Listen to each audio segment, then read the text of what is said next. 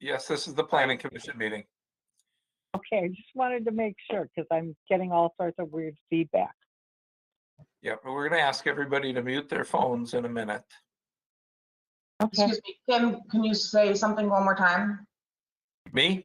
I'm sorry, John, Kim. Oh, sorry. Hi, Robin, it's me.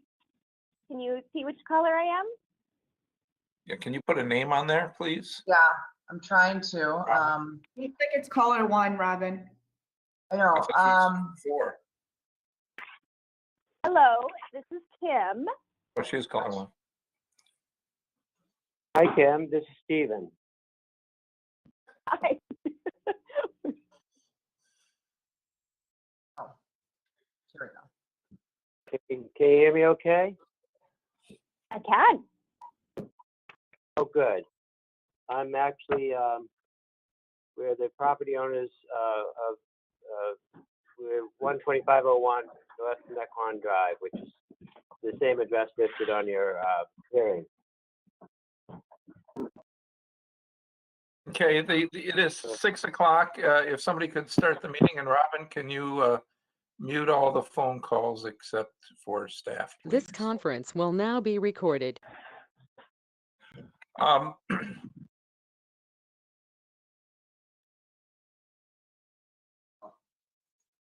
Except John, now you're muted. Sorry. There you go. I didn't do that. I'd like to I- call the, excuse me, I'd like to call the Planning Commission meeting of December 14th to order. Please call the roll. Okay. Mayor Worth, Here. Alderman Nurbin, Commissioner Becky Schaefer, Here. is that Andy? Becky's here. Commissioner John Stoker, Here. Commissioner Lemke, Here. Commissioner Jim Schaefer, Here. Commissioner Dan Gentes, I am here. Commissioner Greg Bach, Here. Commissioner Stephanie Hawley. Here. And just confirming, Mayor, that Alderman Nurbin was here. That's correct. I was on. Thank you.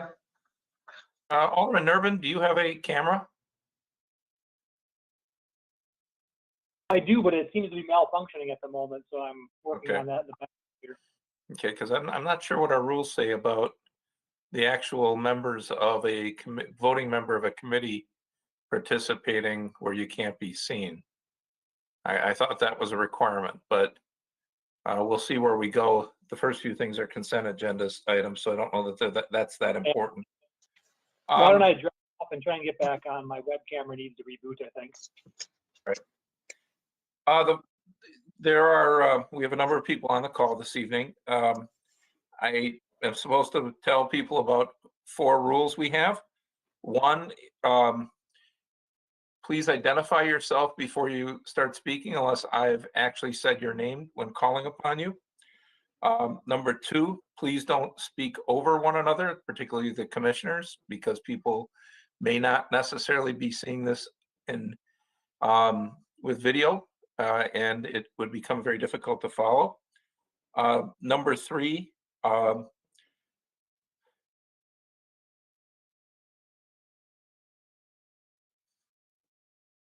number 3 is that we have a rule that the member applicants and members and staff and members of the commission are allowed to speak. Others who are here, we certainly welcome feedback, but we have a requirement that you sign up at least 2 hours before a meeting so that we can keep some sort of order during the meeting. As you see here, we have something like, I'm not sure what we have here, but maybe 50 people online, and it becomes difficult to deal with a variety of people who might want to speak without knowing that they're going to want to. That being said, the first item of business this evening is the approval of the minutes from November 23. Is there a motion to approve the minutes? So moved. Second. We have a motion and a second. Any discussion? Hearing none, all in favor, please say aye. Aye.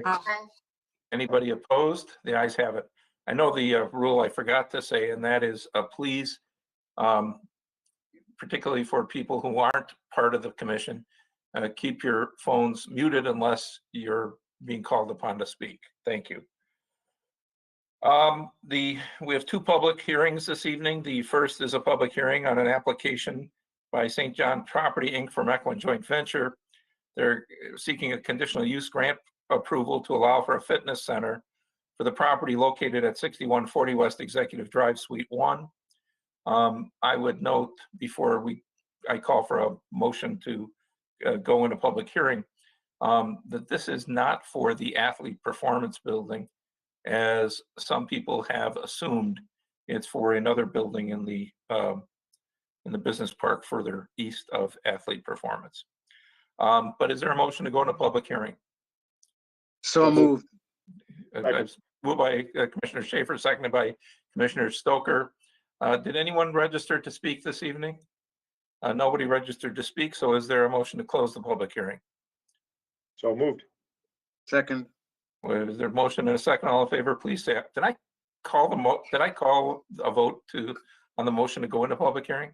Yes. Yes. Oh, sorry, I'm just kind of frazzled this evening. It's been a long 2 days.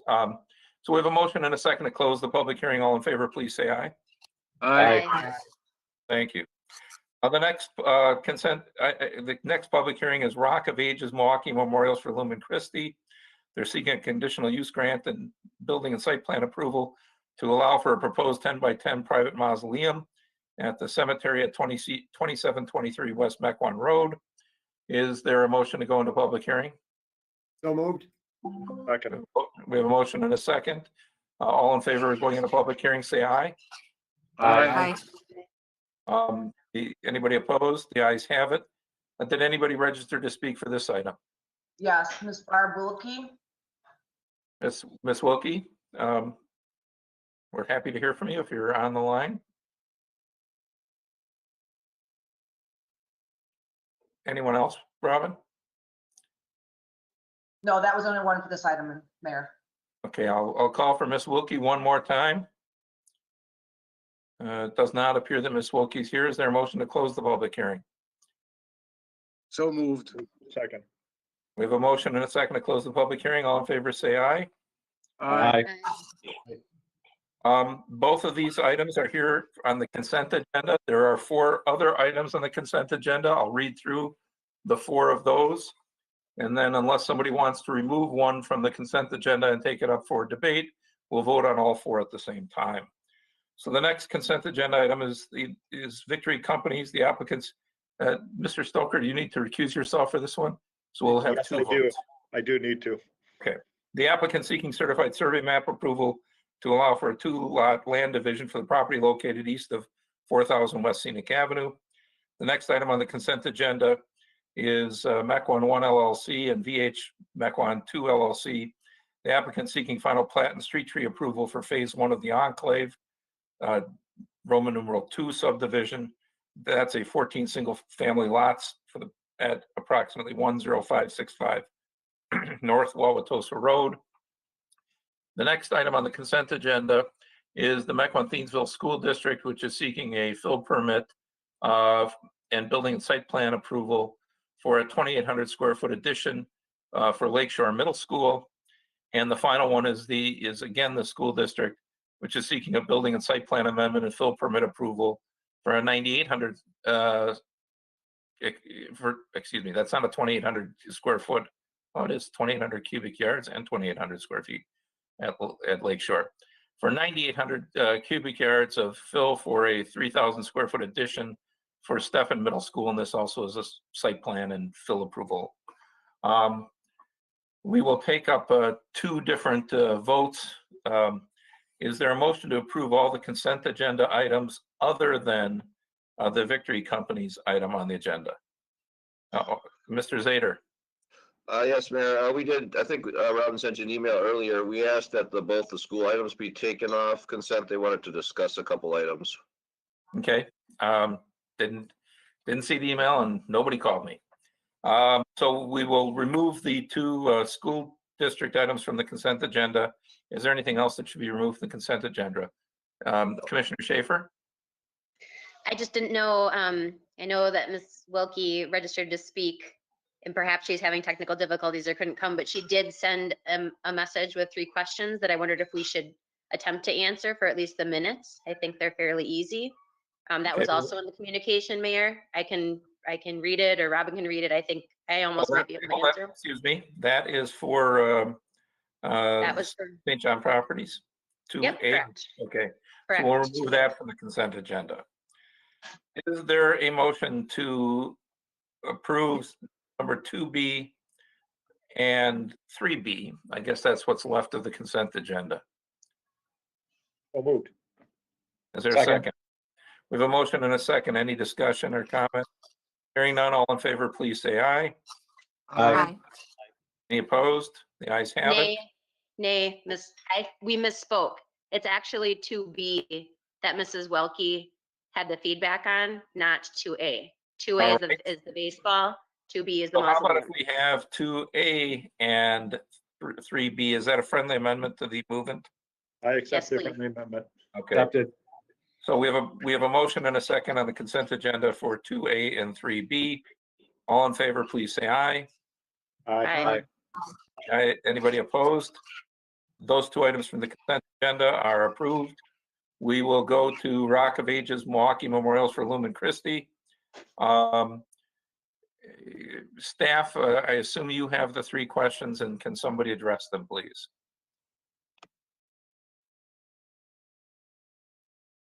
Anybody? Sure, Mayor.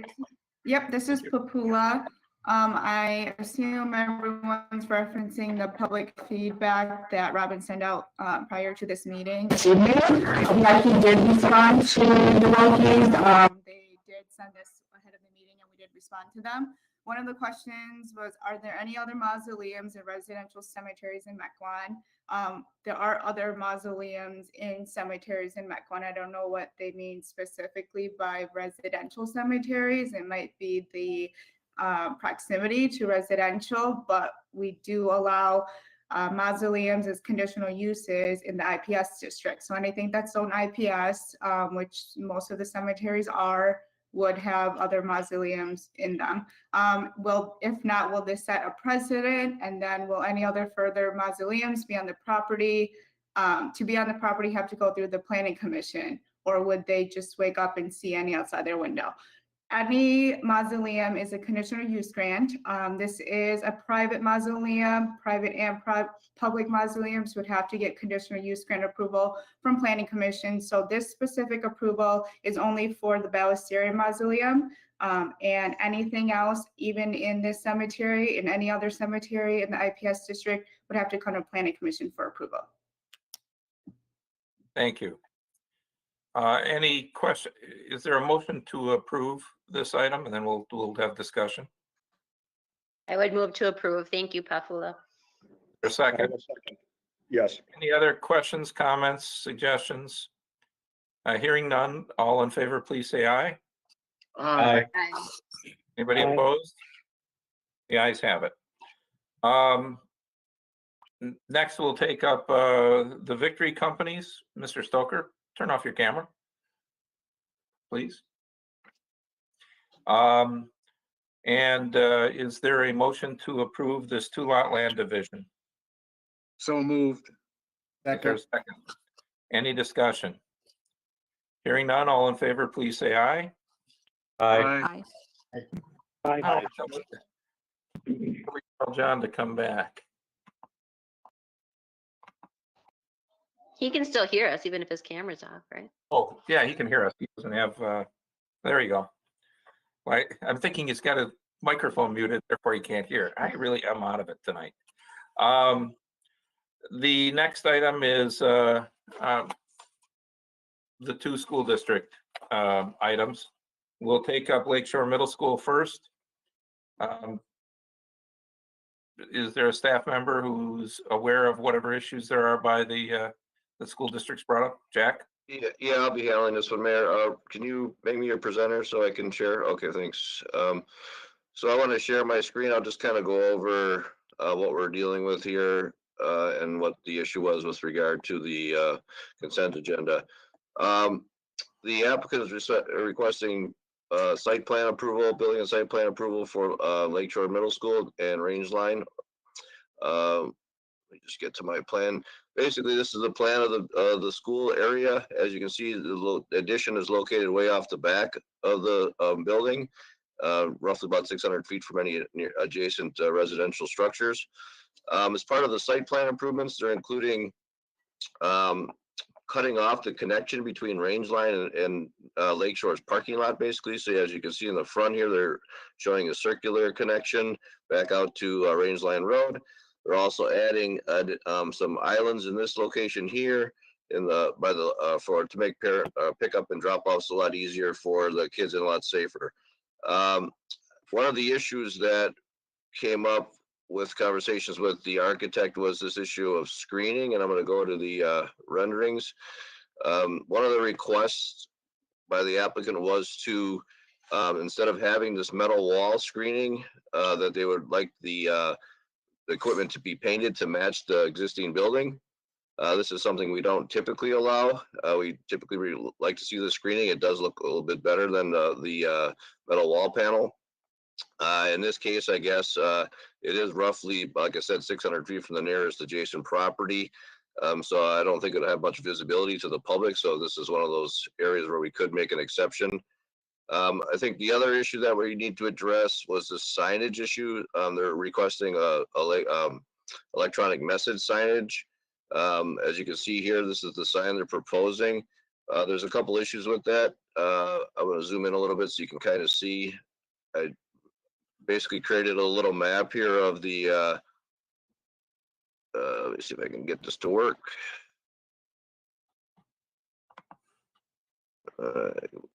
It's hard to get it larger without getting off the screen. Basically, these signs are located currently in the city's ultimate right-of-way. The current property line goes to the center line of the road. So in order to comply with the 10-foot offset required by the sign code, as well as there's a special provision for electronic message signs so that they'd be 100 feet from a neighboring property. These don't comply with it as proposed. In the case of the Range Line sign, they do have room to move it back to meet both of those requirements. It would probably end up being pretty close or within that circular area. The Lakeshore sign would be very difficult to move back, as you can see now from the picture that it's actually kind of bumped into their existing parking lot. To make it compliant, would have to go a lot further back into the parking area and disrupt the existing parking lot pattern. So our recommendations is that the Range Line one be made to conform to our sign code, and the Lakeshore one can remain as it is. They'll need a waiver, right-of-way waiver from the city if, in case Range Line Road ever does get widened and we need that additional right-of-way, they'd have to move it at their own expense. The other thing we are recommending is that the sign, right now it's shown with a precast base. We're just asking for that to match the existing architecture of the building per our code, which would be more of a brick pattern. And we would recommend that for both the Lakeshore Middle School sign and the Range Line Community Center sign. Those were basically the issues, unless the applicant has anything else you would want to address. I think those were the only two that I was aware of, though. Okay, I see a couple of representatives of the district here. Is there somebody who would like to address the commission? Yes, I would. My name is Charlie Robertson. I'm a project manager with EUA. I'm here to represent, and we're servicing the Mequon-Thiensville School District. With regards to, I have two items here. This actually pertains to Stefan Middle School, but we'll tackle Lakeshore first. The first item I have pertains to the design of the monument signs. We have designed new signs for both middle schools and including the 3 elementary schools, which will actually be submitted this week for the January Plan Commission. We have endeavored to provide the same monument sign design for all buildings in the district to achieve a consistent and recognizable appearance for the public. If the Plan Commission would be willing, we would like to request the signs remain as designed. To add brick to those signs would be an added cost, both in material, foundations, including some additional weatherproofing to allow the brick to last. but I will defer to the Plan Commission. And your other issue, sir? The other issue is with regards to the roof screens. You know, from the very beginning of the project, we are and continue to be very sensitive and mindful of the 20,000 plus residents of the area and the property taxes they pay annually. Given the exorbitant cost of the roof screens, we now find ourselves having to pivot the purpose of the property tax dollars from improved mechanical systems, interior finishes and enhancements, acoustical ceilings and wall panels and interior spaces to the purpose of paying for the roof screens. We feel that, you know, we feel that it would be a misappropriation of taxpayer dollars to pay for a roof screen when the code permits a painting. The code, by the way, I'm referencing reads, roof-mounted equipment shall be located, screened, or painted to minimize visibility from streets and adjacent sites. Certainly, we feel that it would be a better use of those dollars for improved mechanical systems and enhanced interior environments for staff, educators, and students. And Jack kind of alluded to it, but our request is this: would the Mequon-Thiensville School District be permitted to paint the rooftop units in lieu of providing the roof screens? Thank you. Thank you. Anybody else from the district, or are you the spokesman this evening? There are others on the call. I don't know if they would like to say anything, but I have said what I wanted to say. Thank you. Thank you. Mayor, I'm the joint superintendent of schools. Charlie has captured the discussions we've had. There's nothing to add from the school district perspective. Thank you, Dr. So going back to the commission, there's staff's recommendations. There are 2 requested changes. I think we ought to at least have the discussion. My concern is that we have well, first of all, do our standard building design guidelines require the screening? And if so, why is there an inconsistency between our code and what we do in practice? Why there's an inconsistency, I'm not necessarily sure. That's been going on long before I've been working here. The code does allow the ability to use painting as a screening device. I just think over the years, the commission has always favored some sort of other type of screening, like a panel. I think it just aesthetically looks better. I think the commission has discretion, like what we do with other aesthetic treatments to a building. We have the discretion to allow it or not allow it. And so in this case, I guess, you know, the addition is very well hidden from public view for the most part. Again, 600 feet from that neighboring property to the north, and it's got no sight line to range line road. So this is one of those few cases where we, you know, be amenable to allowing the painting versus the screening. But yeah, I just think it's been a practice for long before I've been here that we have required at least some sort of panel versus the painting. And either for you or the applicant, when people are talking about the exorbitant cost of the panel, does anybody have any idea what that would be? In terms of both Lakeshore and Stefan middle schools, it's approaching a 6-figure number. And that was a little bit of a shock to us, admittedly. And so plan B, if we must provide the roof screens, we need to make sacrifices internally in the building, unfortunately. And those. No, I understand your argument. I would just want to understand the facts also. Thank you. As far as, and I have one other question. The argument to have some uniformity in signage makes some sense to me. On the other hand, we tend not to deviate from the sign code and don't typically allow the type of change that they're requesting. Is there precedent for it? if our parks were putting up new signs, would we have the same requirement? It seems to me that this is no different than park signage. It's a signage for an institution that has multiple locations throughout the city. I guess I'm trying to understand, I want some consistency. I don't want to make a change simply because it's the school district. But I also want to understand what we've done in the past. Well, there isn't probably not a ton of precedent. Unfortunately, signs are regulated by the park board, so the commission doesn't see signs in the parks.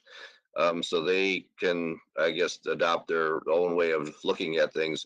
I don't have an issue with the consistency aspect of it, and I think each of those buildings, at least the Stefan and Wilson and Rangeline Lakeshore, both have a similar type of color to their brick pattern. I think those would match pretty well. Homestead already has a different electronic message sign, which doesn't match this at all. So theirs is a little different. And then even Dodges Bay, I think would match. The brick pattern is pretty close. The one that may be a little different is Oriole Lane. That's probably got a little bit more reddish brick to it. But I think you could still gain consistency by just having a little bit of a brick around the signage itself and maintain consistency with the rest of the signage, the font, the language, the board itself.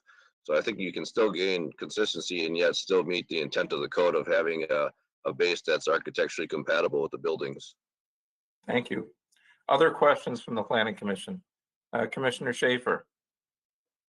I would prefer that we stay with a brick on the signs. I hate to set precedent of letting them use precast, and then the floodgates open and everybody wants precast. I have a question. Do those signs have frost footings, or are they just slab on grade? They will have footings. Okay. Well, if they have footings, there's a precast above it and they can have a brick ledge. So I think they should be able to put brick on it without a great deal of problem. In regard to the roofs, how high is the equipment? I mean, do you have any inkling how high the equipment is off the roof? I assume that question is directed at me. It is at Lakeshore Middle School. It's approximately in the range of 6 to 8 feet high. It's hard to say. It will be competitively bid rooftop equipment, so it could be 6 feet. It could be 8 feet. We have designed the monument sign there and those views to be for the worst case scenario, the tallest unit. Are those are basically on the back of the buildings, right? Yes, if you look at the site plan, you can, the location of the addition is way back in here, if you can see my cursor. And, you know, I don't know exact location. I don't even know if they know exact location of those units. But the addition itself is way in the back of the building. Will those units be on the addition, or will they be on the main roof? They're shown on the addition of the roof of the addition. I guess I don't have that much aversion to it. They are awfully close to the edge of the wall, so they're going to be pretty prominent, I'm afraid, if we elect to go that route.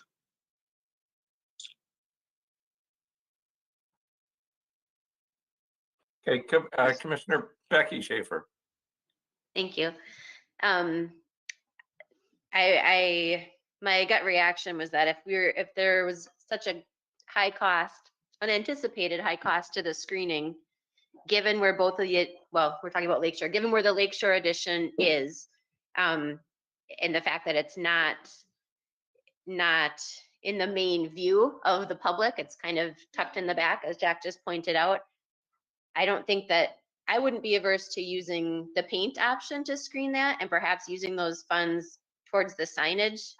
So now getting to the sign, if we were going to make things consistent across the district, Homestead already has an electronic sign.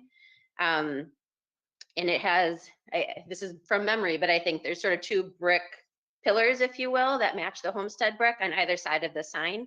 So I don't know if that would be a design that, I don't know cost, right? So I'm throwing this out without understanding perhaps the cost that I'm suggesting, but from a consistency standpoint, that would be something that potentially could carry through across all of the schools. It would incorporate the brick, and then the brick could match the schools. So Homestead is orange, Oriolene is orange, the rest are kind of that grayish color, but the style would be the same.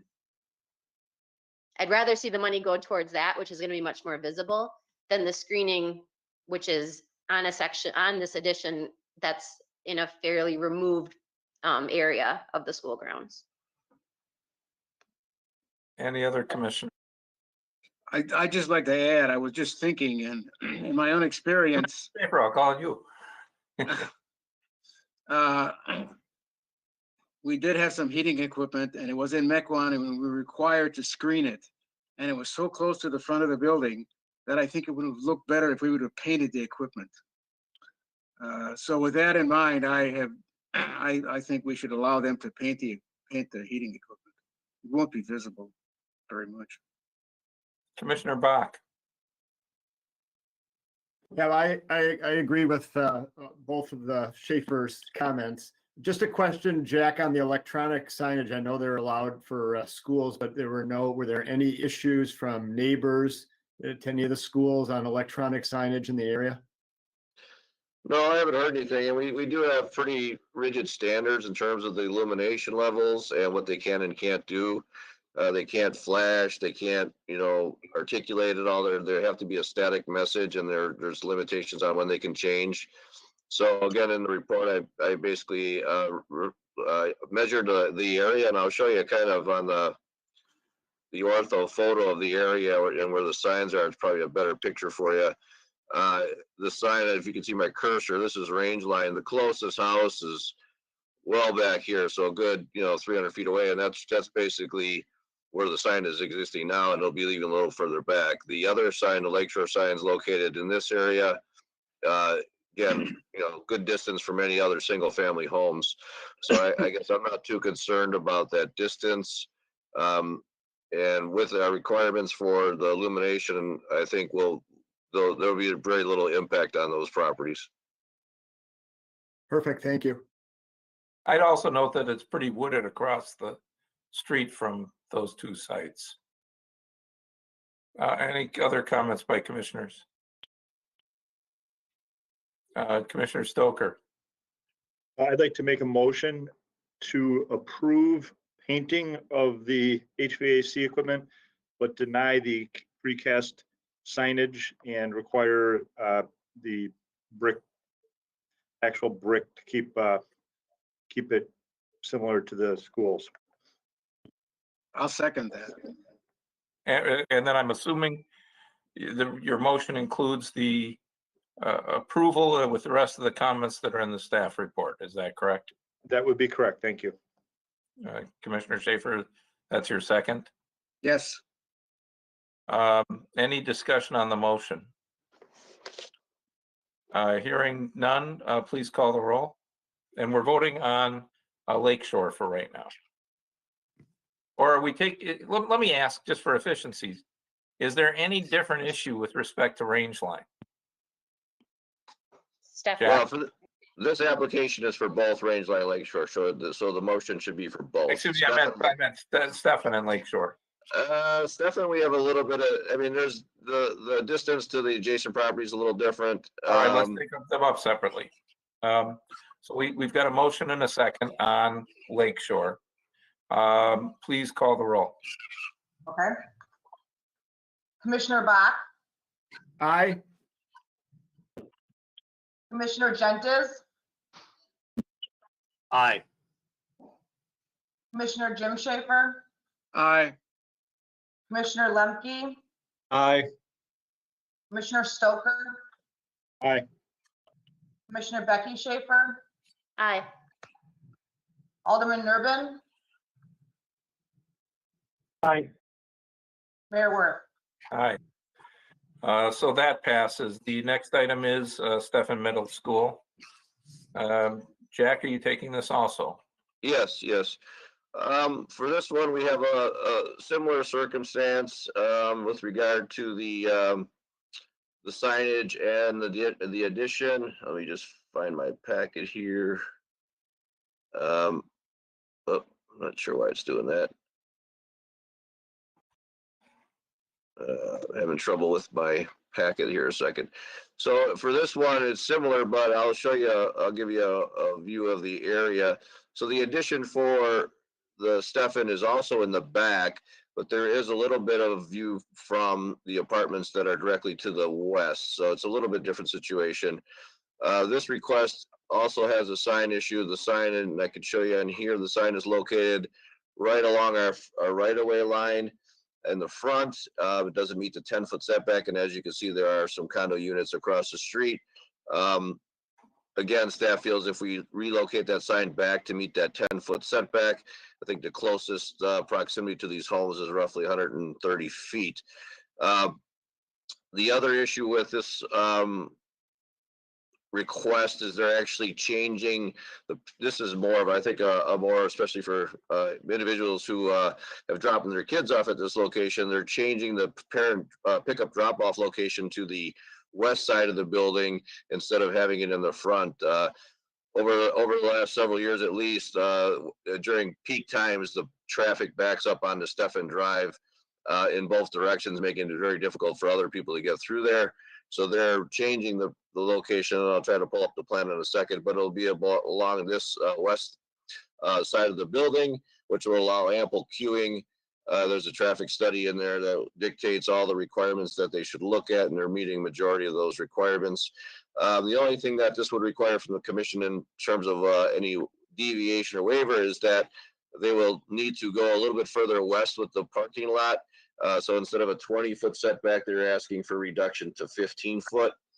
There's about a 4 to 5 foot retaining wall that'll be needed along this location because there's a pretty good grade difference between this property and the adjacent one to the west. Staff is supportive of that. We are asking for some sort of landscaping treatment though on top of that retaining wall to kind of shield it from the neighboring view. This is the ATC parking, or the ATC tower that runs through there, so there's very little vegetation right now. And since we are encroaching a little bit further into that setback, we're just asking for some be better, some low growth vegetation, arborvitae or something like that along that stretch to kind of block that view of the parking lot from the neighboring structures. Again, the addition is going back in this location, right, basically here. So it'll be it won't be visible from the road, but there'll be some view of it from the neighboring property. So while the commission's discussing or where the applicant talks, I'll try to pull up the plan and show you the actual plans for the building.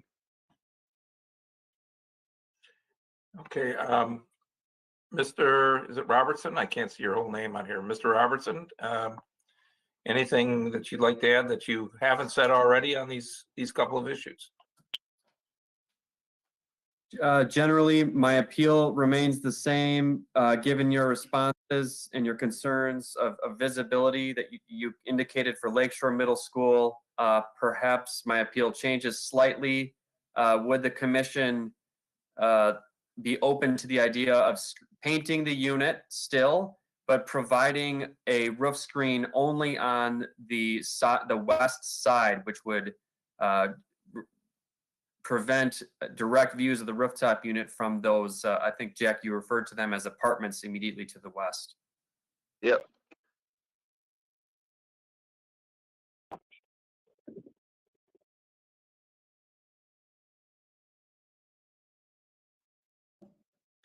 While you're doing this, Jack, I guess I have a question. My understanding of screening rooftop units is partly aesthetics, which frankly, I'm not that offended by rooftop units, but that has been the policy of the city. But it's also partly, I thought, noise. Do rooftop screens help alleviate the noise concerns of neighbors with respect to equipment on the rooftop?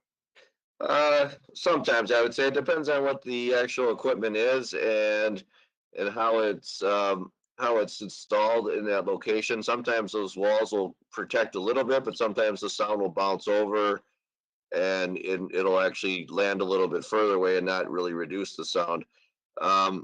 In terms of this location here, again, we have a relatively good distance. I can kind of measure it out for you. Basically, you're going to be about 180 feet from the addition to the nearest back end of one of those properties. So the rooftop screening probably be back a little bit further than that. I think it's still a pretty good distance. And the applicant's proposing to only have that wall on the west side. That would definitely help with the sound if that's a concern. So they're basically saying on this elevation, they would have the wall here, but not on the other elevations that face basically the back of the baseball fields. And there's really no view shed coming there from any residential properties. So I think again, the request is I think it makes some sense in terms of it's still protecting the view of those apartments, but you're not spending the entire amount on the cost on that to screen the backside of that when there's nothing really to screen it from. And then one other question, you had mentioned vegetation under the transmission lines. Would arborvitae be a problem as far as, I mean, obviously not right away, but I hate to ask somebody to plant something that ultimately is the top's going to have to get whacked off. Well, this property, I don't believe is under the easement of the ATC. I think it solely falls on the neighboring property. So I don't think they're bound by any requirements. At least I didn't see anything on the survey with regard to an easement. So I think the ATC requirement falls solely on the property to the west. Typically, I think their requirement is 14 feet. You can't go any higher than 14 feet. So even if there was a concern, I think we could do some low growth type product there that would not get any higher than the 14. But I don't believe they're under any requirement to comply with the easement because it's outside their property. Okay. Are you trying to find the traffic circulating map? I just want a couple of things I was going to show you. I don't know, I'm having trouble with the packet today with regard to so this is, if you can see that, this is the sign location. I just want to give you kind of a look at that. And then I will get to the plan showing the proposal. So basically this is the plan with regard to the parent pickoff and drop off. You can see there's a long, I think it was about 350 feet long in one direction to come down. And then they have to circle around this nice little boulevard they created. And then the drop off will be in this location. So that'll basically help alleviate stacking along Stefan Drive during those peak times. So I think Kristen Lindeen, our city engineer, reviewed the traffic study. I think she's okay with everything. And I think this will definitely be an improvement for the residents of the area, especially in the morning and afternoons. Which, having represented that area for a long time, I appreciate, because I've received a lot of complaints about the traffic on that road and the traffic backing up on nearby roads. But what's to keep somebody from actually turning where they currently do the drop off and ignoring that 350 feet? It appears you still have the same drive aisle. And I think they're showing a gate there that will stop anybody from doing that during those morning times. So this area here will be just, you'll have to come all the way out onto the road, I believe. And I know they've been out there policing the drop-offs in the morning too with staff as well. Maybe the architect can just correct me if I'm saying anything incorrect on that, but I think there's a way that they're blocking that traffic from going through.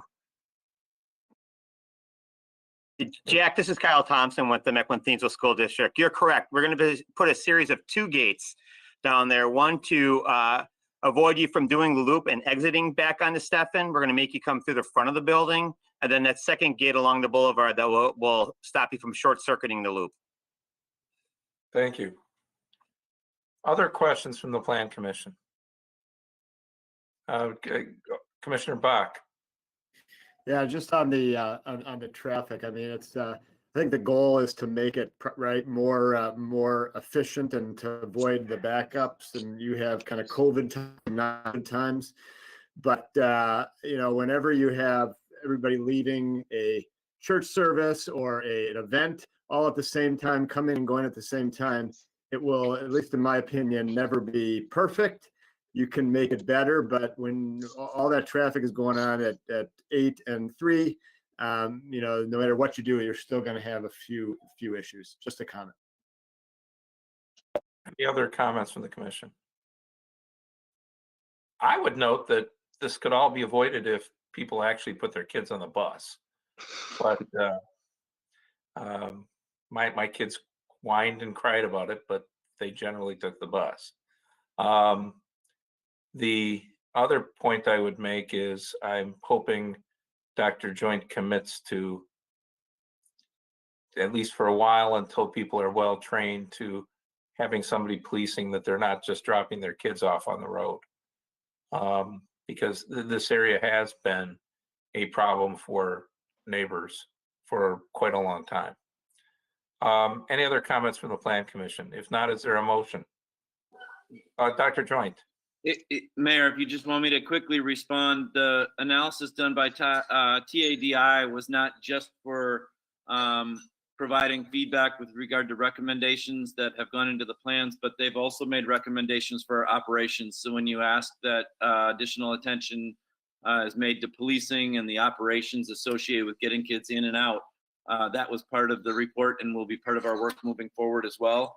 And the only other thing I'd add in the name of safety for our students is that longer drop-off line also provides closer distance for that drop-off to happen so that kids are not walking through the traffic as would happen with a shorter run. So positives all around. Yes, in the neighborhood. Yes, in the drop-offs. And yes, we're going to continue to work on the operations as well. Thank you. Thank you, Dr. Joint. Is there a motion of some sort? I will move to approve, subject to staff's recommendations, requiring the screening only on the one side, but the equipment to be painted. Same comments we had with respect to the other motion with respect to signage. And am I missing anything? And adopting the rest of staff's recommendations. Am I missing anything, Jack? No, that's good. Is there a second? I would second. Okay, we have a motion and a second. Any discussion on the motion? Hearing none, please call the roll. Okay. Commissioner Stoker, Aye. Commissioner Becky Schaefer, Aye. Commissioner Jim Schaefer, Aye. Commissioner Bach, Aye. Commissioner Gentes, Aye. Commissioner Lemke, Aye. Alderman Nurbin, Aye. Mayor Worth. Aye. Thank you. Good luck with your project. We look forward to seeing the rest of them in January. The next item of business is the applicant seeking an approval for a waiver of the standard specifications for land development to allow for the construction of a shared driveway at approximately at 12501 North Lakeshore Drive. Papua or Jack, or who's handling this item? I believe Kristen is, if she's here. I don't see her, but I'm sure she'll be here shortly. Director Lundin, are you here Here. somewhere? So talk to I'm us. here. Yes, the standard specifications for land development dictate when by both length of the driveway and number of lots, a number of lots may be served either by a private driveway or by a private road. The main differences being that private roads are required to meet the city's minimum number of technical standards, which generally includes both a drainage component and a minimum width. Historically, the issue has been with respect to emergency management and access to the parcels. In this particular case, the applicant has requested a waiver to that requirement, not the least of which is to reduce the impact on environmental features, including wetlands. And in this case, staff is supported, among other reasons, because these are previously platted lots that were divided prior to the implementation of what is now the standard specifications. Thank you. Is the applicant here? You know don't need Mr. to speak. Okay, I don't see him here. He had an art board agenda item tonight too, so he was kind of going back and forth. Okay, any questions by the commission? Commissioner Bach? I think there was there one public question about that? Was this the one where they had a question about, they're concerned about what the big picture is for the development? I think that was a question. I just wanted to know an answer to that. Sure, I can. Jack? I can take that one. Basically, so this was a parcel that was originally all owned by one owner. There was I think at one point, 7 different lots associated with it. The front house, which I'll kind of highlight here, that was sold off already previously, which left the rest of this vacant land. And basically, there's a lot of wetlands on that site. And they're going to reconfigure the existing lots to actually reduce the amount of lots there to 4 building sites, which is what is shown on this map here. So basically, you're going to have a driveway that comes in and it cuts through the existing property where there's already an existing easement for it, and then this driveway will serve the 4 lots to the back. So they'll still have to meet all the DNR requirements for wetland fill to cross the wetland. They'll need to meet all the setback requirements, and they'll have to have soil tests and everything else. But this is kind of an unusual request. It's just for the waiver. The rest of the development actually can occur unless he comes forward with a certified survey map. He can go and take care of all the rest of this development without coming back to the commission. And I believe I just saw him arrive too on the go to meeting. So yeah, I'm here as well. Mr. Mickelson, is there anything you'd like to add? Staff gave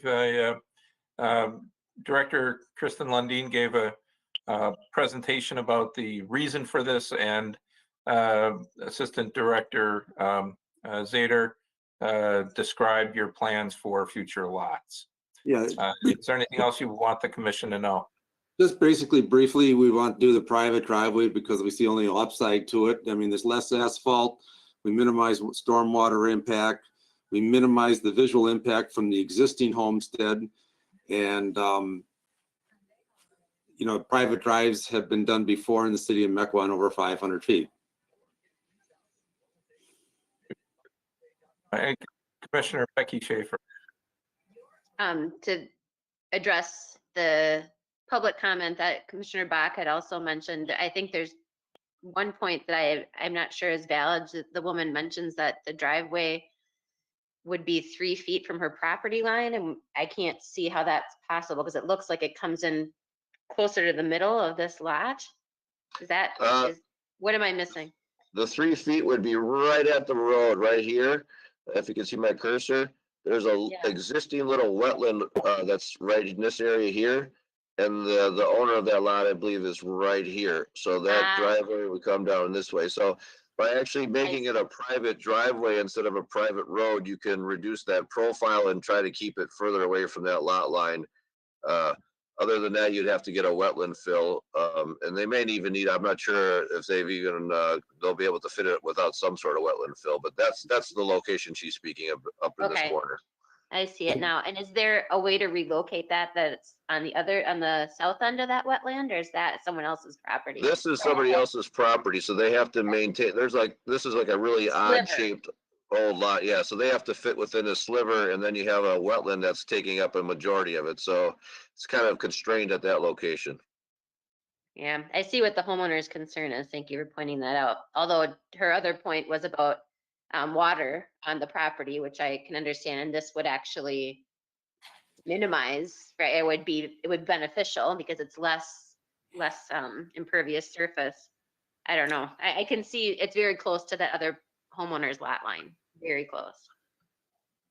But that was approved, that the location for that road was previously approved, isn't it? Is that, do I understand correctly, Jack?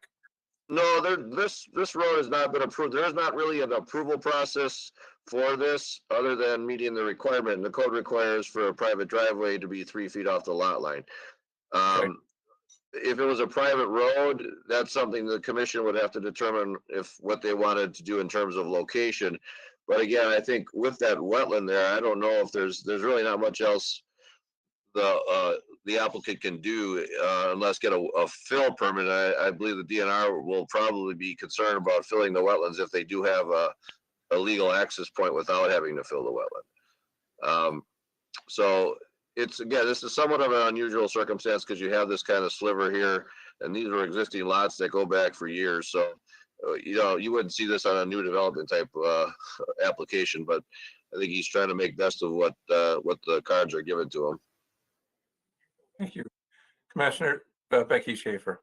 All right, so these had never been built on, nothing's ever been accessed back here. It was just that front property where there was a home, right? Yeah, I can show you. I can try to pull up the ortho, Right show you where that is. Well, I think I know where it is. I just don't think I've ever known what's in the far west portion of it.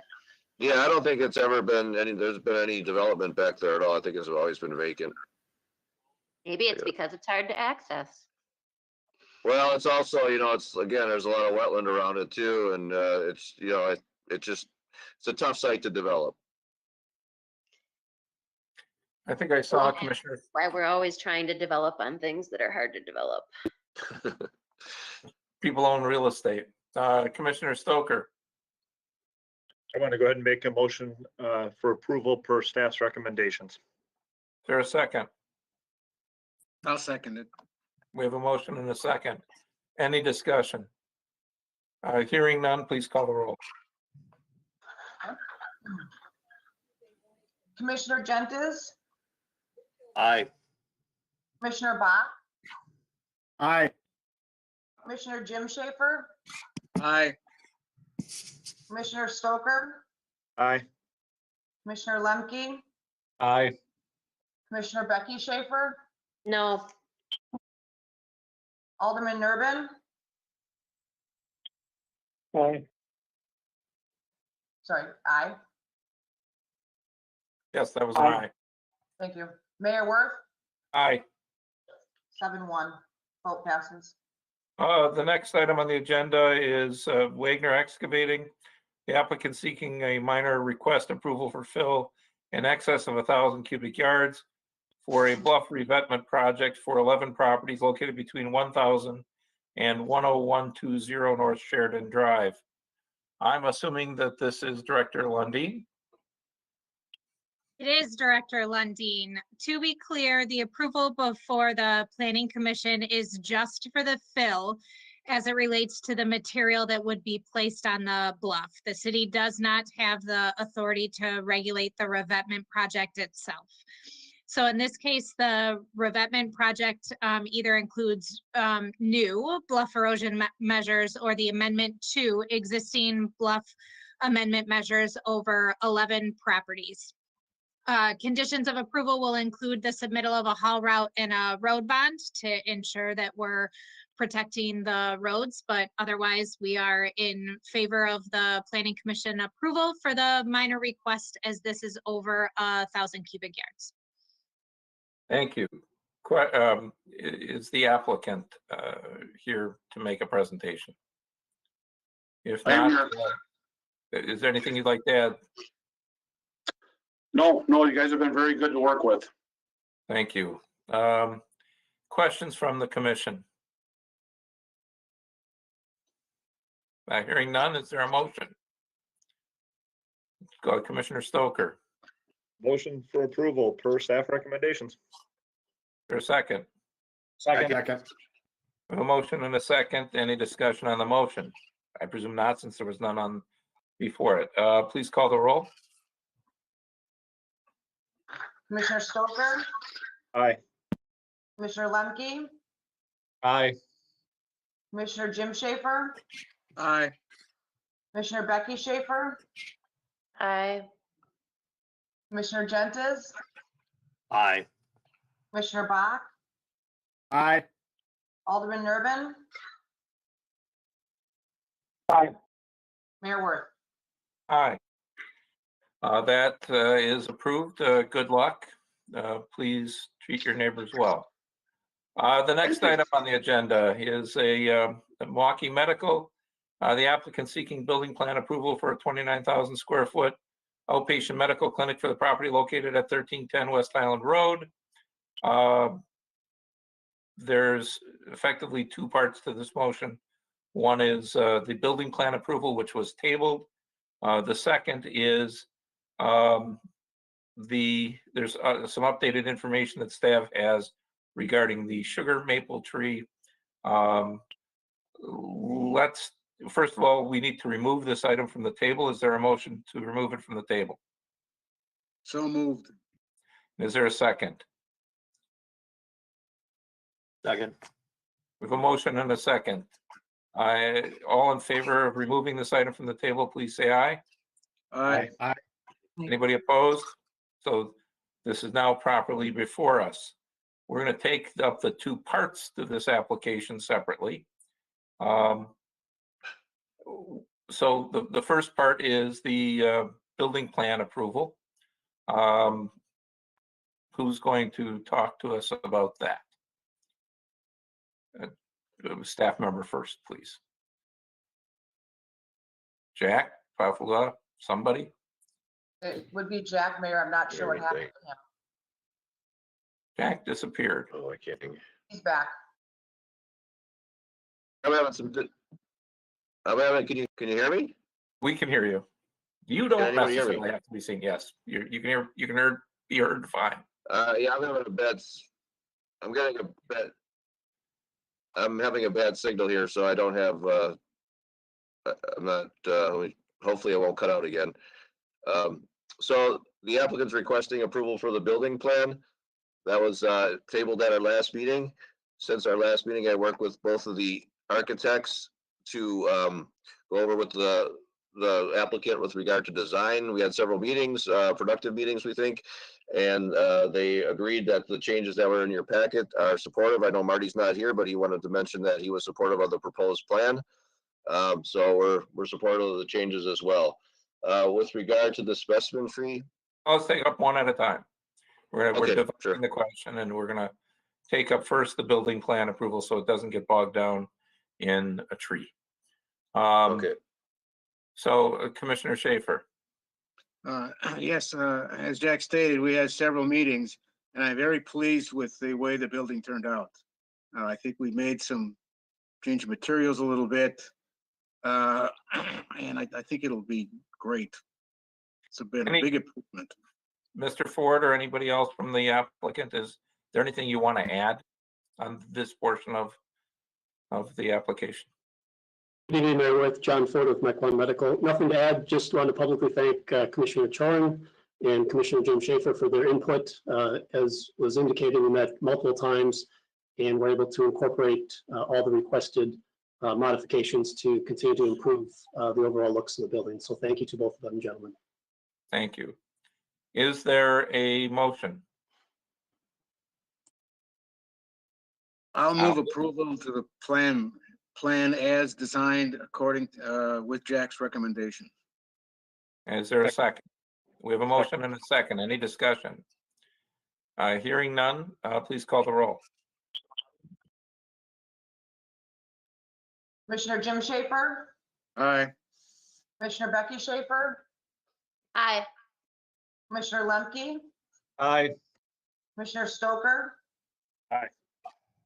Commissioner Gentes, Aye. Commissioner Bach, No. okay. Alderman Nervin, Aye. Mayor Worth. Aye. So 7-1. the second item that we're going to discuss is the sugar maple tree. I see our city forester is here, but Jack, you were starting to say, do you want to introduce this or? Sure, I'll just give you a little background so the commissioners understand why we're back. At the request of the mayor, we added to the agenda for reconsideration. It'll take a motion and a second by commissioners that voted in favor of the motion last week to have a discussion. The conversation took after the meeting took place with the applicant that the cost to relocate that tree could be from anywhere from $23,000 to $35,000 with a survivability percentage of probably around 50%. There's also concern that there's some fiber optics underneath the tree that may already be intertwined with the root ball. There's also a concern from the contractor's perspective of whether the spading of that tree will actually cause the tree to be lifted into the power lines, and that power may have to be shut down or just terminated for a few hours in order to do that. So the applicant was requesting that instead of relocating the tree, they would like to have permission to take the tree down, and then they were proposing to build add two new trees in the 7 to 8 inch diameter size in the outlot in front of the building. So again, staff would be supportive of the changes. It'll take again a commissioner to vote to reconsider, and then a second for the discussion to take place. And I did ask Mike East to be here for city forester in case you had any specific questions regarding the tree and the moving of that tree and the survivability of it. Thank you. Well, I'm going to move to reconsider. And if somebody'd second, at least so we can have the discussion. Second. Commissioner Lemke. So we have a motion and a second to reconsider. That's enough to get it on the table for consideration. Mr. Geese, what can you add to the discussion? Just a couple of things. I think first and foremost, I think given the placement of that tree and then just the size of the tree in general, I think it would have been a tough move if the tree were out in the middle of open space. And given a little bit of nursery background, it's a 14-inch sugar maple like that in a nursery setting, even if it was going to be movable, would have been root pruned its entire life to allow for that root system to be of a smaller scale.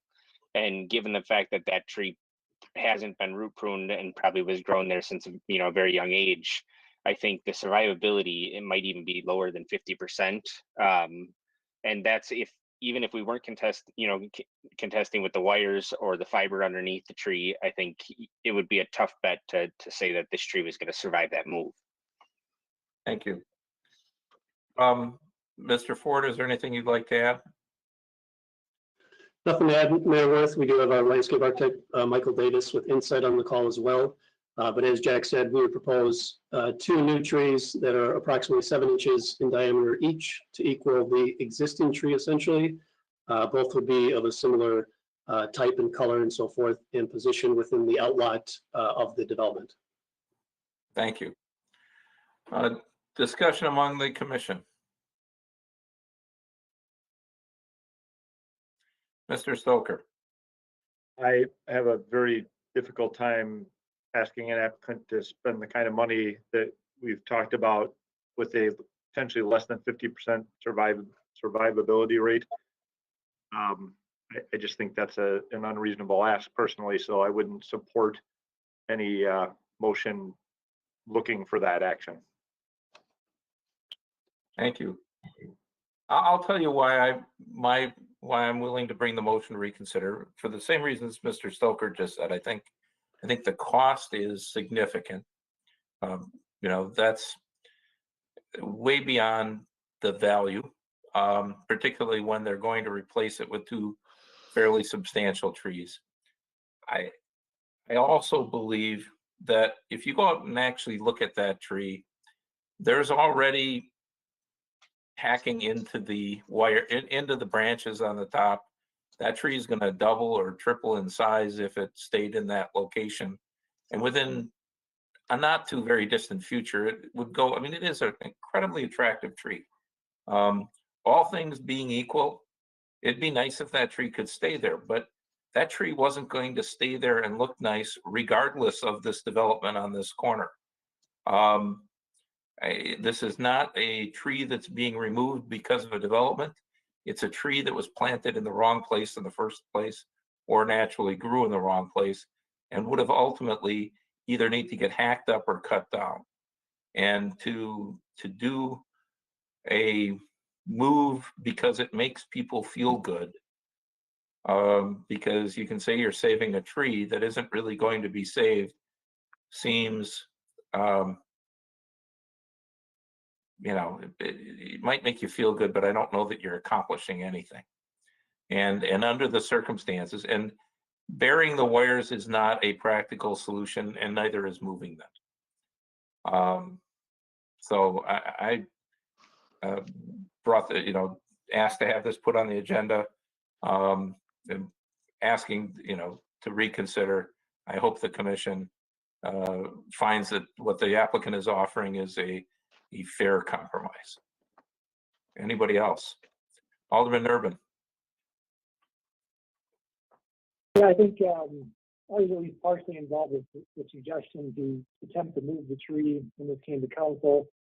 If the survivability rate is really less than 50%, and the applicant's willing to basically replace inch for inch, 2 7-inch trees in place of the 1 14-inch tree, I think that's a fair compromise, and it's a 100% success rate when you have 2 trees versus a 50% chance of saving the 1 tree, which admittedly is beautiful, but is unfortunately located in a very bad spot.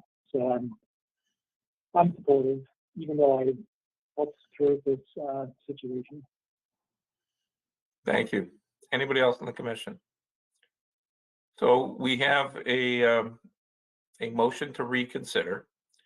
The motion is to reconsider and remove the requirement and replace it with the compromise alternative of the 2 trees. So your motion, if you vote yes, that's what you're voting for. Please call the roll. Commissioner Stoker, Aye. Commissioner Jim Schaefer, Aye. Commissioner Gentes, Aye. Commissioner Bach, No. Commissioner Lemke, Aye. Commissioner Hawley.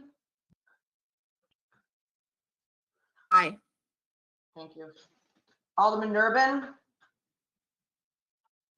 Aye. Mayor Worth. Aye. So that passes. You now, Mr. Ford, have your site plan and your building approval, and I'm sure we'll be seeing you again, but good luck. The next item on the agenda is Lakeside Development Company for RDC Investments.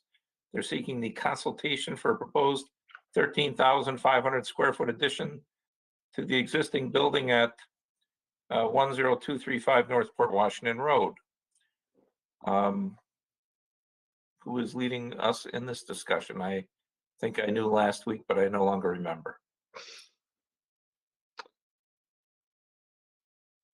Jack Pafulano. I think she does have, I think she's muted though. Oh. Yep, sorry. I'll start and then Jack can jump in as he sees fit. We do have one person who registered to speak as well, but I can give a quick overview. Hopefully you guys can all see my screen. This is for a 13,500 square foot addition to the existing building. The owner is RDC Investments, but some of the residents know this as Midwest Labs. So this is just a consultation, so no approval tonight. The applicant just wanted feedback. There are a few issues that we'd like to bring up to Planning Commission. The proposed addition will exceed the floor area ratio. So the requirement is 30% and they are at 39% with the addition. They do, however, still maintain a 38% open space ratio, and the requirement under the zoning is 30%, so they do exceed the open space ratio. They are not adding any additional parking, which they stated that there is no need because the addition is only for data storage. No additional employees will be added. However, with the size of the building at 35,580 square feet with the addition, this could pose a problem for any new user of the site. So parking will be a concern if a new user comes in and they have a different use for the building. Staff noted in the report that the planning commission may decide to, if they support the project, require a deed restriction to restrict the type of user of the property to a similar type use or one with reduced parking needs. So that's an option to deal with the parking issue. In your report, the engineering section to speak to the wetlands on the property. Wetland delineation is required for the site. It looks like the proposed addition may be encroaching into the wetlands, or at least a wetland setback. So that would be a requirement at building and site plan approval. And then you guys should have also received resident feedback this evening before the meeting. There has been noise complaints and violations on the site. The violations have been corrected, so there's no current open violations, but noise from the site continues to be a problem. In speaking with the applicant, they were under the impression that the noise was coming from the outdoor on-site generator that Planning Commission approved in 2018. They did, again, address any violations on the site when staff was out there, but there appears to still be some noise complaints and potentially noise coming from other equipment on the building, although that's really not been identified. So noise issue is continuous. I will note that no new generators proposed for the addition. However, they will have rooftop cooling units for the equipment within the building. So again, staff's main concern is with the floor area ratio and setting a precedent. But there is a benefit that the open space ratio will still be met, and that the addition, since it wraps around the generator, has potential to reduce some of the noise coming from the generator. And if the commissioner is supportive of the project, staff will continue to work with the applicant to address any issues. Thank you. I understand that there is a neighbor that registered to speak. I don't have the name. Afua, do you have that name? Robin should. I believe it is the association president, James Erlandson. I'm here. I'm not the president. I'm the vice president. Now is your opportunity. We're happy to hear from you. Thank you, Commission. I did send a letter. I'm going to be reading from that and then make a brief statement afterwards. My name is James Erlandson. I live at 10326 North Westport Circle in the Cedar Ridge subdivision. As I stated, I'm the vice president of the Condominium Association. I'm writing to express my strong opposition to the proposed development by RDC Investments. The proposed 13,500 square foot expansion would adversely affect our quality of life, decrease the value of our property, and leave a legacy of a building that is only suitable for a single purpose. Here's my main concerns.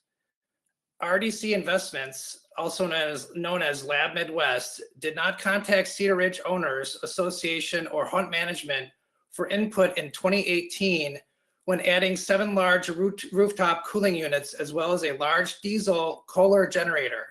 These rooftop units join the existing 7 units already there for now a total of 14 units.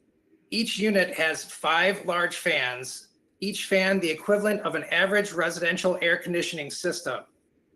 Imagine the constant noise from 70 air conditioning systems, fans running simultaneously 24 hours a day, 7 days a week. This noise can be heard throughout the development. Okay, second point, the diesel backup generator that they installed in 2018 shakes the ground and emits an ear-piercing sound for 15 to 45 minutes each week for a test. This code violation level of noise has been reported to the city several times and unfortunately continues despite reports of remediation. And I know I heard before that they said that the noise complaints had been remediated and they have not. There's still the fan noise from the roof and still the testing for 15 minutes a week of the large generator. Okay, so the addition would also require code exceptions for the floor area ratio and a deed restriction for permanent reduced parking. What happens if they further outgrow this building and or the technology inside becomes obsolete? The result would be an abandoned bunker-like building with inadequate parking and ultimately reducing neighboring property values. Basically, if this gets put in, we're going to have a problem written in brick forever, right in our backyard. Lastly, the environmental impact from the disturbance to Fish Creek, that is not a drainage ditch as it's put on the plan. It's actually the beginning of Fish Creek. This needs further discussion. This creek, which originates at the property north of Cedar Ridge, makes its way through Mequon and into Lake Michigan, impacting hundreds of properties. Deforesting and wetland reduction that has already taken place behind this building, combined with concerns about runoff from the generator, should be reviewed by the DNR. Now, I don't know if you've seen my chart that I sent in, but I did a side-by-side comparison of the rooftop units that the Lab Midwest added in 2018. Nobody from the board, none of the neighbors were consulted when this was done. This is literally the size of a diesel locomotive parked about 45 feet from our development. And it's maybe about 80 feet from the first front door of the first property. If you look at the aerial view, you will see how close this building is. Now, if they expand further toward us, toward the west, they will be literally about 40 feet from our border with a gigantic brick wall. Now, in 2018, they did a substantial amount of tree removal behind their property.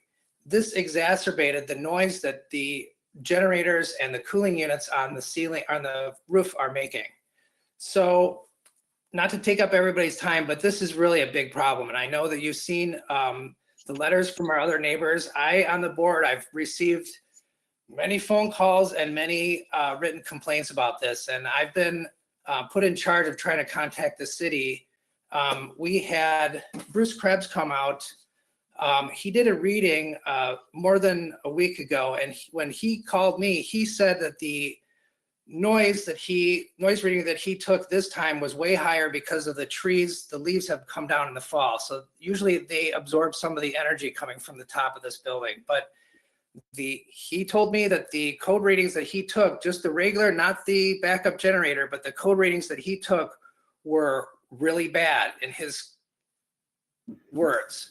So I assume that there is still an ongoing code violation that has not been solved. So just that alone, I would say that these guys have not been the best neighbors. And I would really urge the committee to reject any kind of expansion proposal. And I know I speak for the Cedar Ridge community that they've been a problem in the past.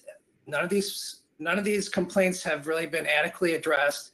The condominium board has not been contacted, and we just feel that this is a bad idea. And we want the city actually to look into the problems that they're presently causing. So thank you. I'll mute now, and I appreciate your time. Thank you.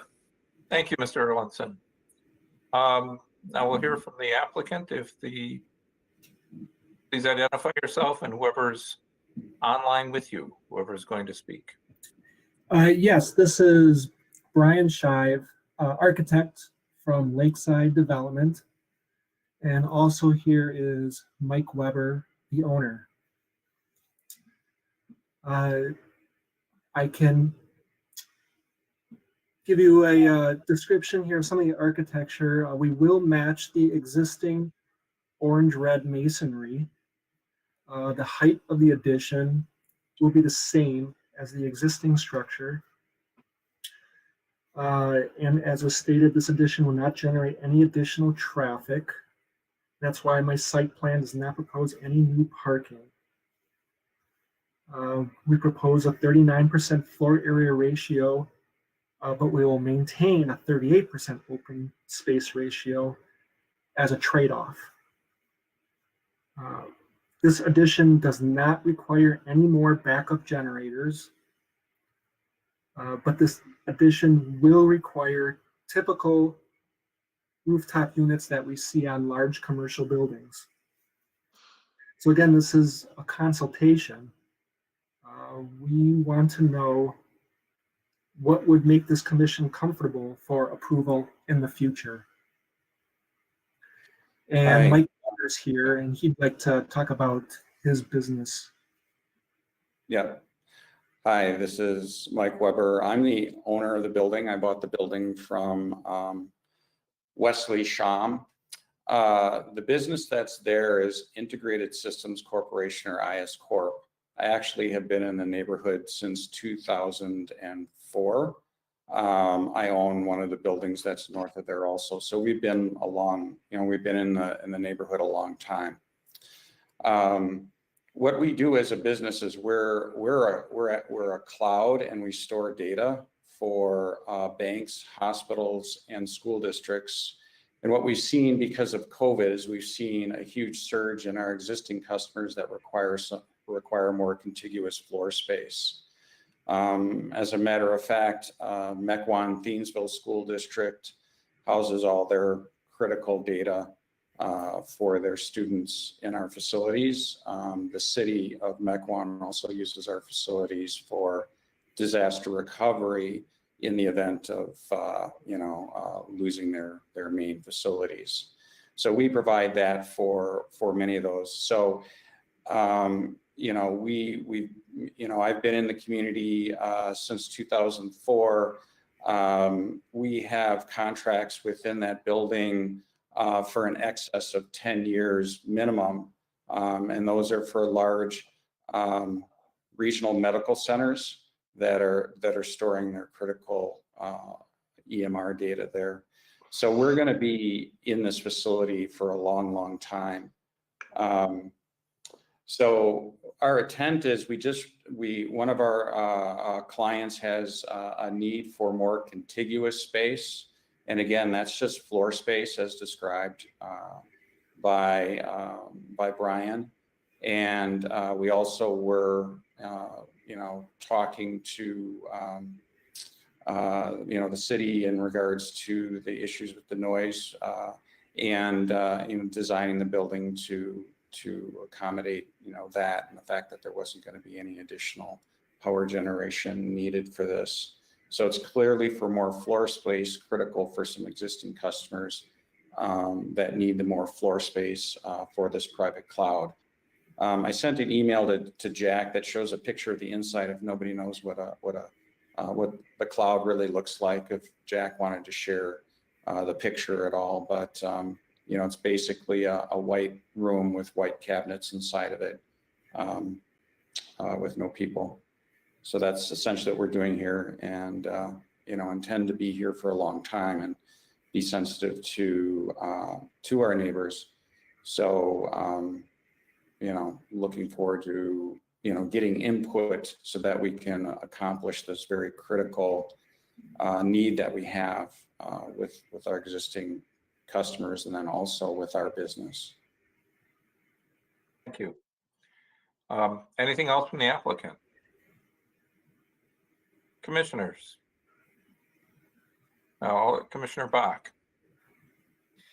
Could you talk a little bit about, it sounds like a great business with essential services and great to have in Mequon, but tell us a little bit about the noise, and have you done an independent analysis? Have you tried to work with the neighbors? Have you, tell us what you've done on your part and why that noise is there, and can it be corrected, or what work have you guys done on that? Sure. When we initially did the addition and I bought the building from Wesley, we had the power generation there. We just added an additional power generation in this one. We put exterior to the building. We actually have had power generation in that building since 2014. But then the exterior one is the one that apparently those complaints that I've heard about. So yes, we did consult and we used some sound attenuation panels that are located to the west of the generator unit. They're not visible from the street or anywhere. And that's the complaint that I was aware of this last recent year. And then the city of Mequon came out and remeasured the generator noise, which again, just runs for that test. So we haven't, and we reached out to the city, and they basically, did not say that there were any more violations. So in regards to that, so that's what I've known of, and that's what I've been aware of. The noise from the rooftop units, I have not really, nobody's notified us of that. And the other thing to be clear is Lab Midwest is just a office tenant in the front of the building. So, you know, they are, they're not really associated with my business in the back. So is that Lab Midwest? That's where most of the complaints are coming from? And is that, you know, are they, or where is that, where's the, can you explain that? No, Or- so Lab Midwest rents about, I believe 2,000 square feet of office space in the front. That's all they're just a tenant in the building. Because of what we do, we're pretty secretive, because we actually do transaction processing for large national banks, ATM networks, credit unions. We run emergency room EMR systems. We run some very critical, high security data and operations for that. So we're completely unmarked from the road or anywhere as to the company name on the building. So you just mentioned them because of that's what people think of the building as. Okay. A minute ago, you threw their name into the conversation, and I didn't quite follow the why. But it has nothing to do with the generators or the rooftop units, right? Correct. They're just a small office tenant. Right now they're a small office tenant in the front. We had, you know, extra space, and it's a multi-tenant building. So, well, from my point of view, it seems like you're you know, terrific business person and a good problem solver. And you know, somehow there's a data disconnect. It seems like the neighbors are, you know, got all kinds of noise and issues. And it seems like there's issues the city, you know, may or may not have found issues. And it seems like there's some way to really kind of get a handle on that problem and get everybody working together to see what the issue is and if it can be resolved. I don't know, that's just my comment. thank you. Other commissioners? Commissioner Hawley? What is the possibility that this noise could be mitigated by the new addition? I can speak to that. I do think the addition does have the possibility of helping the noise situation. Right now, there's nothing specifically designed in the addition to help with the noise. But you know, common sense says you put mass in between a noise source and something that reads a noise, and it helps. So, and that's what this addition would do. It surrounds the generator on 3 sides.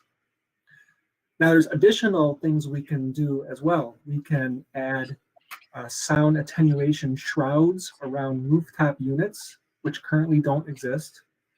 And we can do more attenuation panels around the generator as well. So there are solutions that we can implement. Thank you. Other commissioners?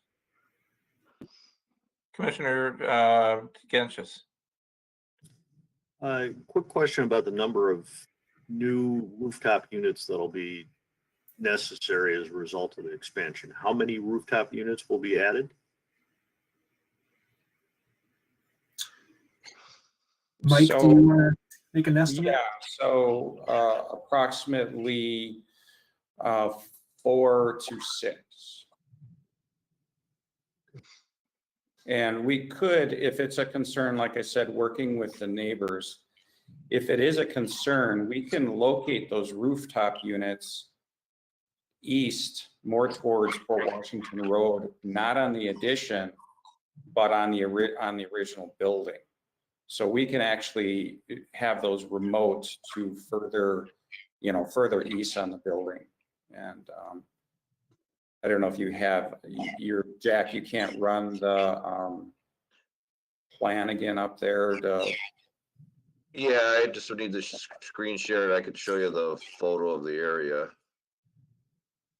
So certainly, you know, that's what we're here to have a discussion as to, you know, where we can locate those, you know, look at doing screening. And as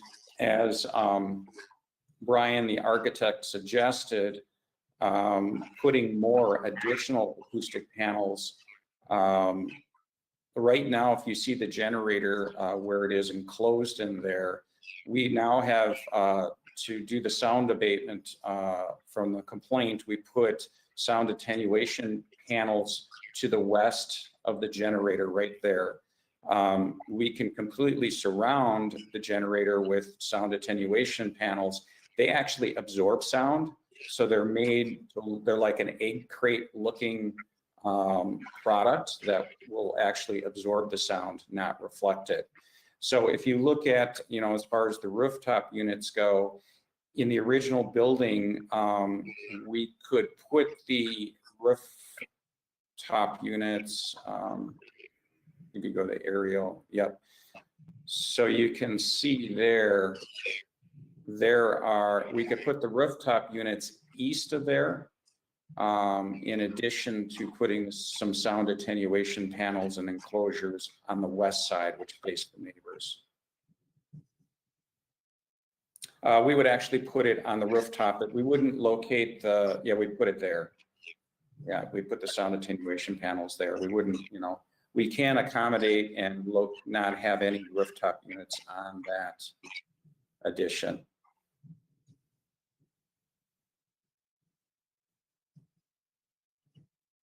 You're on mute, Mayor. Try to follow the rules and look what it gets me. Commissioner Jim Schaefer. I'm concerned about the fact that this building encroaches on the wetlands. That's the watershed for Fish Creek, which floods on occasion. So I'm not in favor of the idea of filling it in, which simply sends the problem downstream rather than retainage in the wetlands. Can we look at that on there? Because there's a very large setback away from that. I think we have a topology. Well, you can see there's the,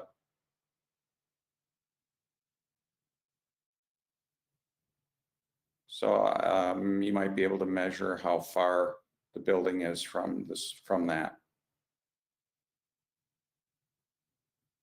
There is a 45-foot setback requirement that will be maintained.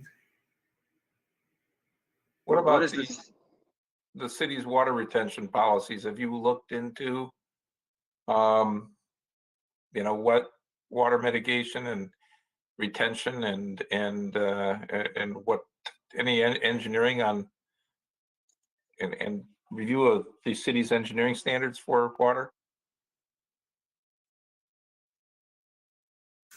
I believe that I'm not exactly sure what has been done, Brian. I don't know, we're at the early stages here. So I mean, yeah, and this is, we got to remember this is just a concept review, but I will tell you, like Mr. Schaefer, I'm concerned about not adding to water problems that already exist or that may not be significant, but making them worse. And that's something that when it would come to the planning commission with more details, we certainly will be talking to the city engineer to make sure that we're not making things worse. 100%. And if you see the drainage ditch, you can see that there are 2 dotted lines to the right. The second one to the right is actually our setback of the property. We have an extra setback in there apparently. Yeah, it's actually not a setback, it's a restriction. Basically, because of the drainage ditch there, it requires a 45-foot, basically no build area back there. Which would be maintained. Other questions? Commissioner Becky Schaefer, and you're muted. No, I was following the rules. You're better than I am. I was on the phone for a little bit, but I want to make sure that I understand. I think, is it Mr. Weber, the owner? Yes. Would this be a room, or would this be an addition that would be mostly hardware for the cloud? Are there going to be? Exactly. Okay. I'll throw this out, not telling you how to run your business, but in lieu of trying to build additional space here, there's probably lots of space that would be well suited to this in kind of the industrial park area that's already, that you wouldn't have to do much to build out. And I don't know, it might be something, if you haven't looked into it, this feels a little challenging to me, and as it always does when there's different zonings, usually like a business or an industrial zoning that butt up against a residential zoning, because there tend to be these kinds of questions and concerns and issues from the residents whose properties are adjoining to the property in question.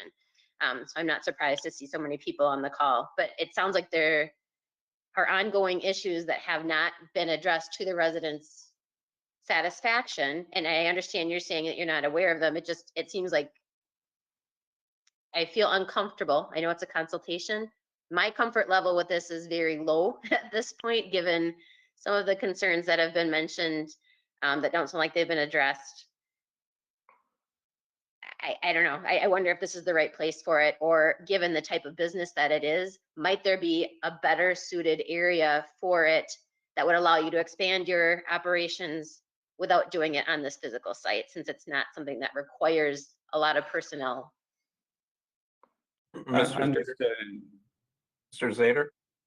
Yeah, I just want to give you a couple items to think about and how we got here, because this is somewhat unusual that we have a consultation for this type of application. But I met with them several months back, and I think there's a couple different facets here. Number one is this issue of exceeding the FAR. Again, on a legally sized lot in the zoning district, we typically don't see a lot of deviation from that from the code. They are a conditional use because the building already exceeds 20,000, which is the B3 threshold. Anything above 20,000 requires a conditional use, and so they would basically be able to take advantage of that conditional use to ask for the waiver, and that's how we got here. So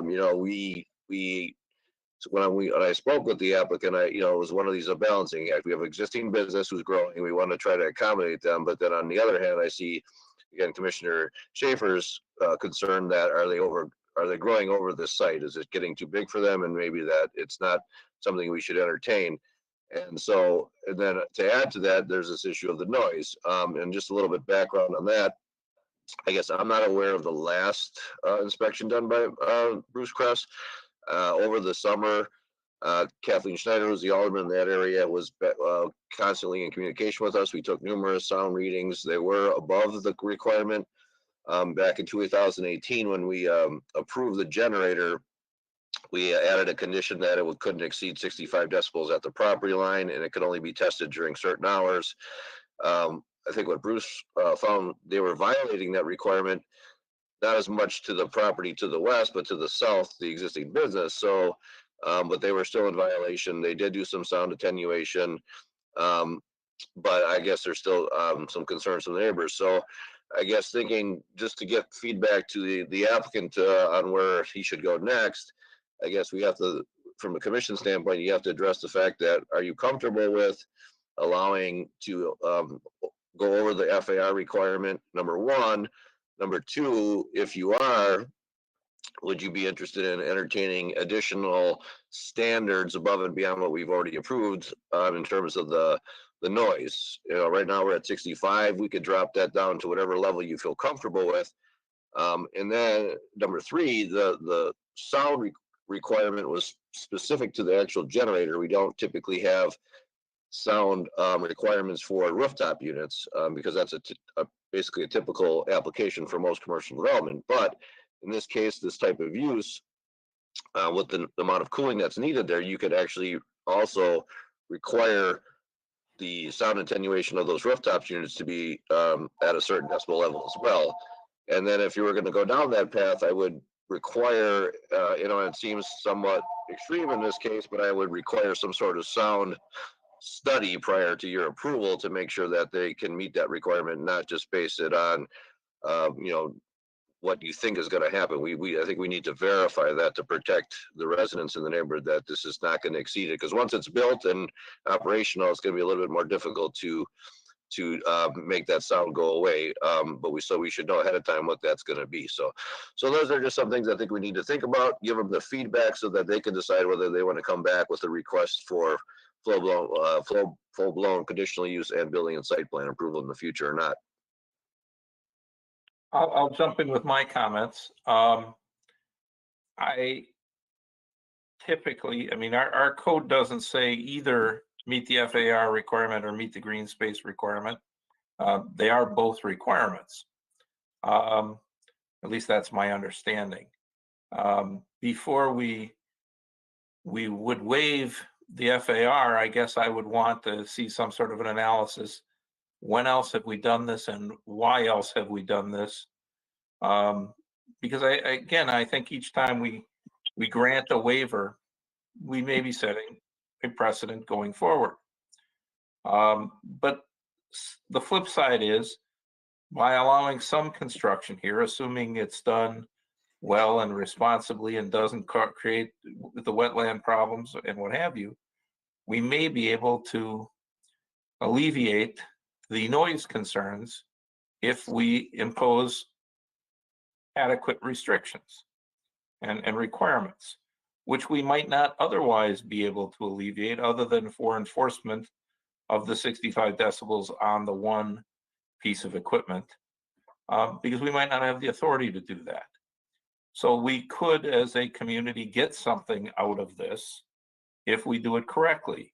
So I guess Mr. Weber and Mr. Sheave, my challenge to you is, if you want to go ahead with this, it's going to be a pretty high burden on you to show, and with one notable exception recently, which I don't understand, we typically don't make decisions on planning simply because we may be getting some additional tax revenue. Of course, we like that. We do it on whether it's good planning and good for the neighborhood. So to the extent that you're going to get a waiver, you need to come to us and show us why that waiver is good for the community and not just good for your business. And the good for your community may be that, you know, some of these sound concerns, as well as a more attractive view to the back, for example, for the neighborhood, and whatever else you can show us that makes granting you a waiver not just in your interest, but also in the interest of the community. So that's, you know, the feedback I'd give through this consultation, because short of that, if we give you a waiver because you want a waiver, why don't we give everybody a waiver because they want a waiver? And then at what point do we no longer have standards? I think a waiver there needs to be some consideration for that waiver. So that would be my thought here. I'm a little leery about setting the precedent of waiving the FAR requirement. Do wonder if you're better off going up rather than going out. But I also wonder what you can do for the community as far as reducing the noise and making your building more attractive. Those would be my comments. Anybody else? Alderman Urban. Yeah, I was just going to echo some of the same. I think any future development here has to address the noise. I was alderman of this district when it was put in, and was generally supportive. I'm a little concerned to hear the noise complaints that have come out of it over time. I think any future development should include consideration for those rooftop units, because every time most buildings will have one or two. Data storage is very air conditioning intensive, which I'm sure I don't have to tell you, but maybe for the benefit of others. And, you know, it's a pretty simple engineering principle. Every time you double a noise source, you add 3 decibels to the sound energy. So you go from 1 to 2, you add 3 decibels. You go from 2 to 4, you add 3 decibels. You go from 4 to 8, you add 3 decibels. And now we're going to almost double the number of rooftop units again, so it's going to roughly add 3 more decibels at the lot line from the air conditioning units, assuming they're roughly equivalent to the ones that are there. So any future proposal would surely have to address that, along with, the generator, which looks like would be reasonably well taken care of just by surrounding them to the side. It would actually direct all the noise out to Port Washington Road, where it's less of an impact to people in that area. So that's my words of guidance. Anyone else? Well, you've got some things to think about. Thank you for coming in front of us. I don't know that we're going to give you a direct answer because I guess we'd need more information. But I would think you'd gather that we are concerned about noise. We are concerned about some maintaining the integrity of the zoning code, and we're concerned about the water that would add to Fish Creek. That doesn't mean those are not challenges that couldn't be overcome, but it gives you a message, something to work with. Sure. If I could just quickly respond about, my investment into that particular site is tremendous. I bored fiber optics to that site from all the way downtown, and it goes all the way out to the Medical College of Wisconsin. So I've invested, so to Ms. Schaefer's comments, is that the significant amount of investment that I've made to that piece of property is why it isn't so easy to just pick up and develop another site. As you're aware, the main fiber optic highway goes right down Port Washington Road. So AT&T, Lumen, which is Spectrum, and also CenturyLink, they actually have equipment in my building, and we're actually part of their active network for internet goes through my building. So there's a huge investment in that particular building, and we're just trying to, for our business, it's pretty critical. It's not a small investment to another site somewhere west and picking up and doing that. Thank you. Thank you very much for coming in front of us, and we will now move on to our other consultation. Thank you. Thank you. The next consultation is a consultation to convert an existing 62,000 square foot industrial building that's bright yellow into self-service at 100448 North Port Washington Road. Jack, are you handling this one? Yes, I am. And can you share the screen, or can I be the presenter, Robin?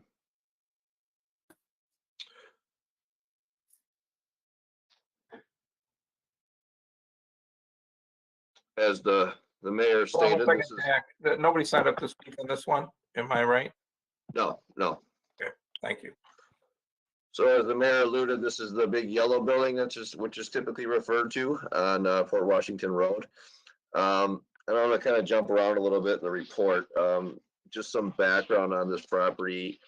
We've been in discussions with multiple developers, prospectors over the years on this property. It even goes back prior to my time here when there was an application for a medical type user here. Lately, the majority of the discussions we've had have been one of two areas. One would have been if the building was being adapted reuse, it would be attractive for storage. And I think there's, based on the size of the building and the way it's designed, it makes some sense. And the other one was for if the building was removed, it's been a candidate for a multiple family type development. I think there's been a little bit maybe more interest in it since the majority, if not all the tenants in that building are gone. So we received more requests recently with regard to this building. So when the applicant came forward and talked to us about storage, this is probably the second or third at least storage request we've gotten. So we felt it would be a good time not only for the applicant to hear, but I think for the commission to maybe weigh in on not just maybe this specific application, but on this site in general on what we do going forward. So this property is currently zoned B4 with the PUD. The PUD was placed on in 2014, and that was meant to share some green space FAR requirements with the parcel to the south, which I'll kind of get into in a little bit. The use of this building has been primarily industrial for a number of years. We've had some applicants in there. Athletic Performances, which you've seen as building a new building, was attended in this building, as well as some other indoor recreational facilities. So this request would be for storage, and it would include a small addition of 5,600 square feet in this area here. And because of the storage use, they would actually reduce the parking lot substantially down to 9 spots from about 100, which would increase their green space ratio. So that is a a beneficial thing for the site in terms of trying to come into compliance. The hard part is that when the PUD was done in 2014, it didn't anticipate an addition of this building, and because of the size of this building, the FAR was already over for the site. So at the time, we agreed that the building on the southern piece could not exceed 13,000 square feet to keep the green space ratio in accordance with our code, to give them a little bit of development potential on that southern piece. Now, with this addition, that wasn't contemplated at the time. And after discussions with the applicant, doing a mezzanine here for additional storage will probably even make that FAR even more out of compliance with our code requirements. So that's kind of one issue we have to think about. I think the next issue is the terms of the use. This property is zone B4, which is business park. Probably not the most appropriate zoning for this district, but it does not allow storage under the B4, which is categorized in our code as warehousing. So a rezoning would have to either be to our B2 district, which is our community commercial, or B5, which is our industrial zoning. Obviously, I don't think the commission or staff would be supportive of an industrial zoning in this location. So we would maybe, think that B2 would probably be one of the better zoning alternatives if the commission wanted to go down this path. In our discussions in the past with the previous applicants, we've always been steadfast on the fact that we'd want to see some sort of commercial or service use established on the Port Washington Road frontage, not to allow for full storage. Now, this does not allow for full storage. It does add some architectural design to the front, but the building itself would be solely storage. To complicate matters even more, You confused me there, Jack. Sure.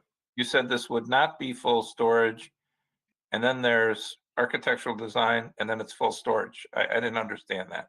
Well, this building would not have that service component. It would be full storage, and I'll get to the architecture in a bit as well.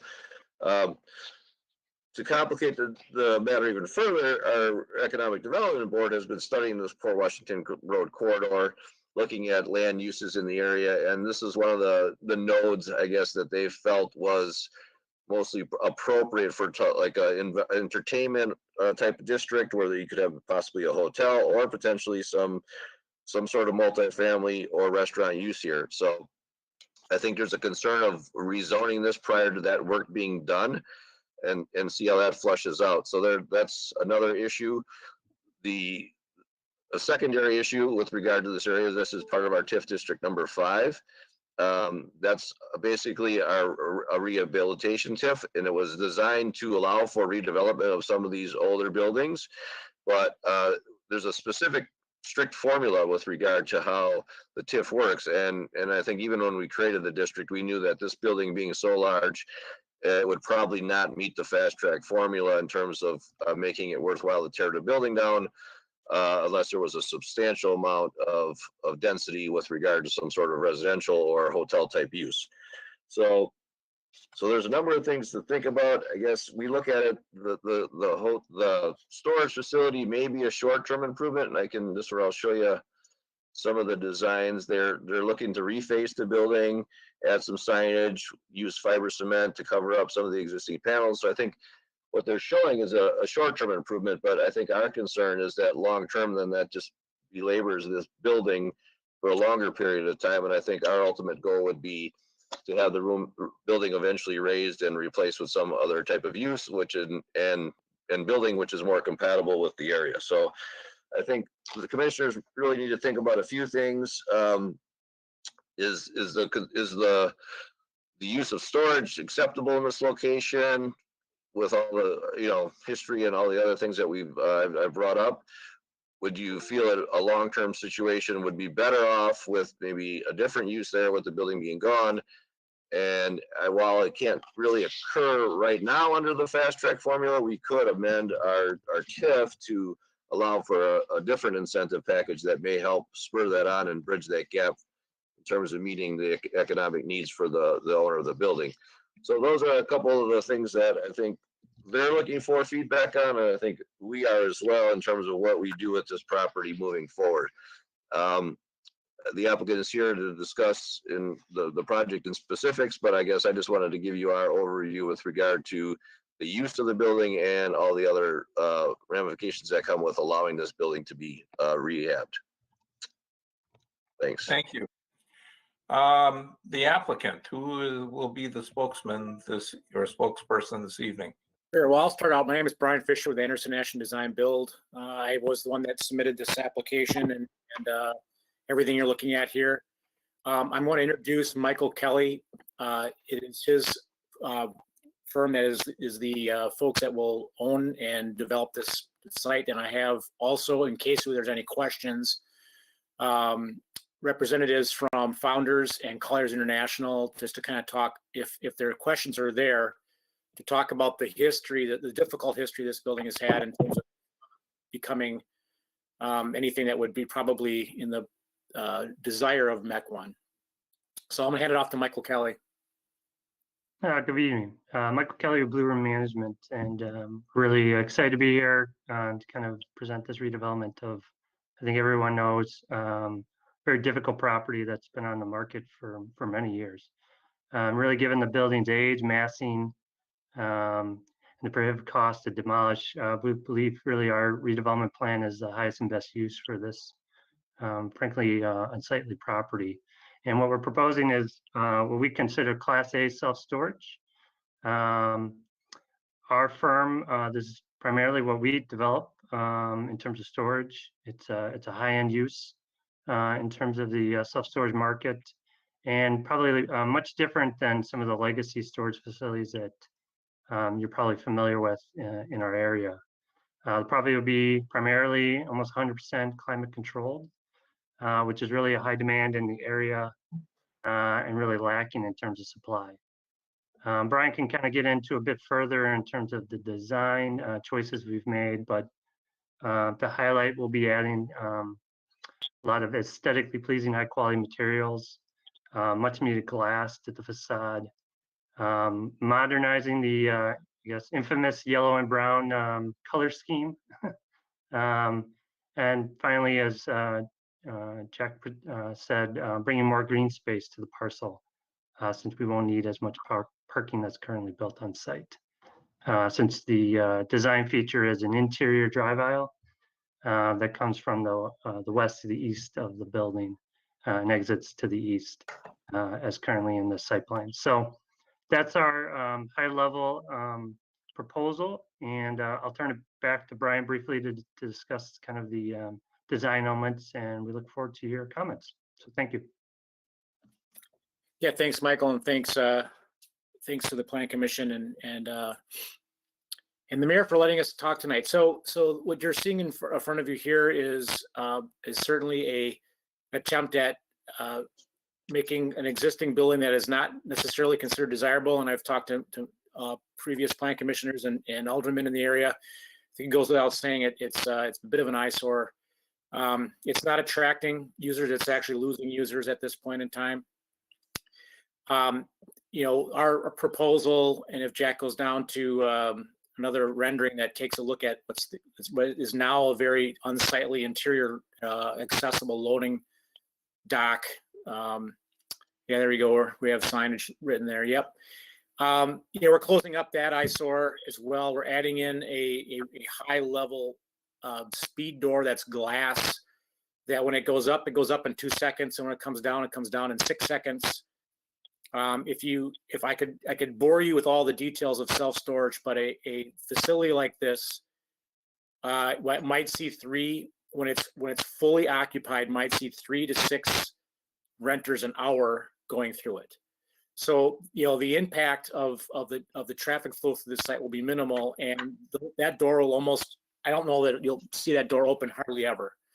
And it does go up and down quickly for security purposes. We are able to significantly increase the green space requirement on the site today. We are not going to be adding any additional rooftop units. In fact, we'll probably decommission a few. Self-storage doesn't need to run a high amount of heating or cooling. It just needs to meet a certain threshold that you would not have in an occupiable space. So for the exception of an office, this is considered an unoccupiable space. So when the previous applicant was on, there was a discussion of the floor area ratio.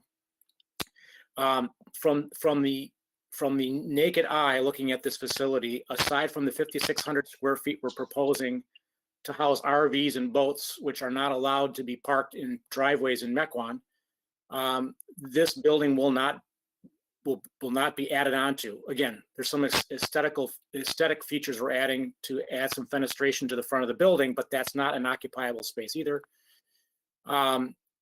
The floor area ratio, we're adding a mezzanine inside this building. This mezzanine will add about 45,000 square feet inside the building. It's unoccupiable space.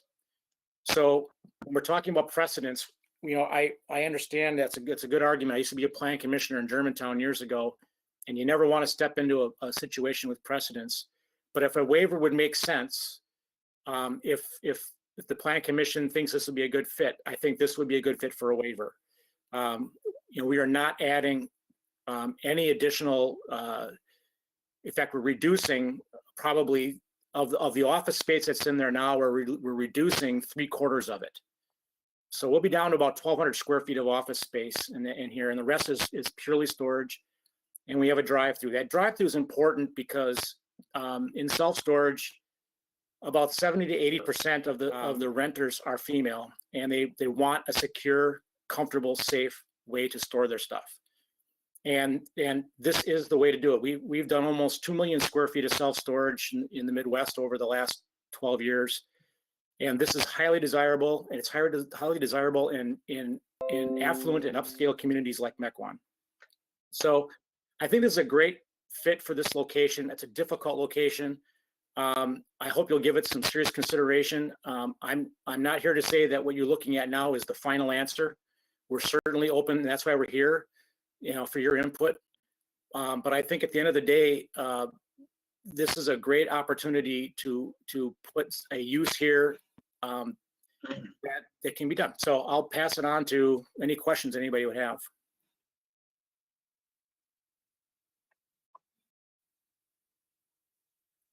You're muted, Mayor. You show the garage door staying where the existing garage door is. Any chance of being able to put that on the side of the building rather than the front? I mean, that's one of the more unsightly things about the building. Seems to me most of your parking is on the side, at least the way it currently is configured. Yeah, so I'll explain quickly. For us to have a drive aisle that comes in on the west and exits on the east, it allows those that are renting the ability to get to their space without walking more than 120 feet. If you have to start to walk greater distances, so let's say, for example, to the east of the parking that we show, we put a side entrance in. People will be having to walk upwards to 200 feet to get to their storage units. That's not desirable, and that will hinder. You can't have a turn inside? Correct. Why not? Correct. Pardon me? Why couldn't you have a turn on the inside of the building? You would take up a tremendous amount of space to do that. We could do a drive-in and back out and make that large, and we've done that in Franklin, Wisconsin. If we came into the side, but again, the walk distance, if we have a donut in the center coming off the south side, if we did that efficiently, we still have people walking great distances to get to their storage units. And we're trying to avoid that if we can. And Brian, so, yeah. If I can add, the door we're proposing, it's a Ritec high-speed rolling door. If you probably have seen it most likely in kind of the luxury car dealerships. It rolls up and it goes in about 2 seconds. It's actually pretty cool. And it really has a high-end look, and it has a high-end price. We'll probably pay north of $30,000 for it. So but over time, For whatever that's worth, and I hope that I think white buildings tend to look dingy over time. But that's not the primary reason you're here today. But that's feedback we want. I'd much rather have kind of an earth tone look that fits with most of what's on Port Washington Road, other than a few mistakes that have been made where people put either too much glass or too much white. I do think this is certainly preferable than the hodgepodge of what's been there over the last 20 years. And it would certainly be nice to have the building look more attractive. Commissioner Schaefer, you had your hand up? Yes, I think we could work with the applicant to improve the looks of the building. It'll be, whatever we do, it'll be a lot better than what's there now. And I'm also wondering if that garage door, that's a loading dock now. Couldn't that be recessed somewhat into the building? If it was recessed, it doesn't have to be that far. It wouldn't stand out as being part of the elevation. Brian, what do you think? Well, we actually had played around with an idea of keeping the existing recess as it is today and putting that door in, but I think that some of the feedback we've heard is that that recess is quite unsightly, and I'm sure it collects a lot of debris in the fall and the leaves are blowing around. But and actually it may not read, but we have inset it a little bit. We could inset it a bit more. I wouldn't have a problem with that at all. I just want to be. Excuse me, how much is it inset now? Well, right now, It's 30 if we feet. yeah, right now today I think it's not quite 30 feet. Yeah, but I'd say it's right around there. No, I mean, how much is the door inset now? In your plan? Yeah, on the elevation. Yeah, in our plan, it's inset about 6 inches. It's not much. Could it be more? Could it be a couple of feet, 2 or 3 feet? Sure, absolutely. I think that might help, and I wouldn't be opposed to that. Okay. Another good piece of feedback. Commissioner Becky Schaefer, I saw your hand up also. I was waving to my husband and son who are coming back from hockey. Sorry. Oh, never mind. Commissioner Bach. Yeah, thanks for bringing this. Thanks for bringing this to the commission. There's no doubt that it's an improvement on what's there, and it'd be nice to get a good building over there. My question is this: our policy subcommittee is working on property or the land that's kind of north of Highland Road along Port Road. And if I do recall, we've had a couple discussions about storage. Self-storage has come up a couple times. And there obviously seems to be a need for this, and so I like the concept, and I think there's a place for it somewhere in the city. My only question is this? And I know anything is better than what's there, but is this the right place for a self-storage? I think Jack mentioned something. Is there economic development board or others are working on other ideas for that area? I mean, this is kind of an important area of Port Washington Road. So that would be my only question. Is this the right place? Anybody else? Alderman Urban. Yeah, I did meet with these gentlemen ahead of the meeting to review it as the district alderman. This is a really challenging property. We've wanted to improve it for a long time, but it's the 800-pound yellow gorilla on Port Washington Road, and our existing TIF district in that part of town isn't nearly lucrative enough to have any hope of tackling something of this scale. Without substantial changes to that, this building is going to be there for a long time because the cost to demolish it's just so high. It'd be hard to put enough value back on the property to justify doing anything with it. I mean, someone would just let it sit there and rot because it's cheaper to keep it, even if it's empty, probably. It's really, really tough. So you're either going to spend some calories on putting a really sweet tip package together for it, and maybe something will happen someday. You might not like that either, though, if it's a high-intensity, multi-use family project, which tend to be going out of favor these days. But this isn't all that bad, considering all the factors for the site. I actually like it in general. I think it could work. I'm generally supportive, but I'm interested to hear others' feedback as well. I think it's by far an improvement in what's there. Not that that's a high hurdle to get over. But, the only drawback is, this is likely to be here for quite a while if it goes in. But I think given all the challenges, it's not that bad of a compromise in the grand scheme of things. You'd never choose to put this here if it was a greenfield site, but you've got to deal with what's there. And we've waited a long time to make an improvement on this spot. And I think we might have found something here that has a possibility of sticking and being a lasting improvement, and not just having it be a continual hope.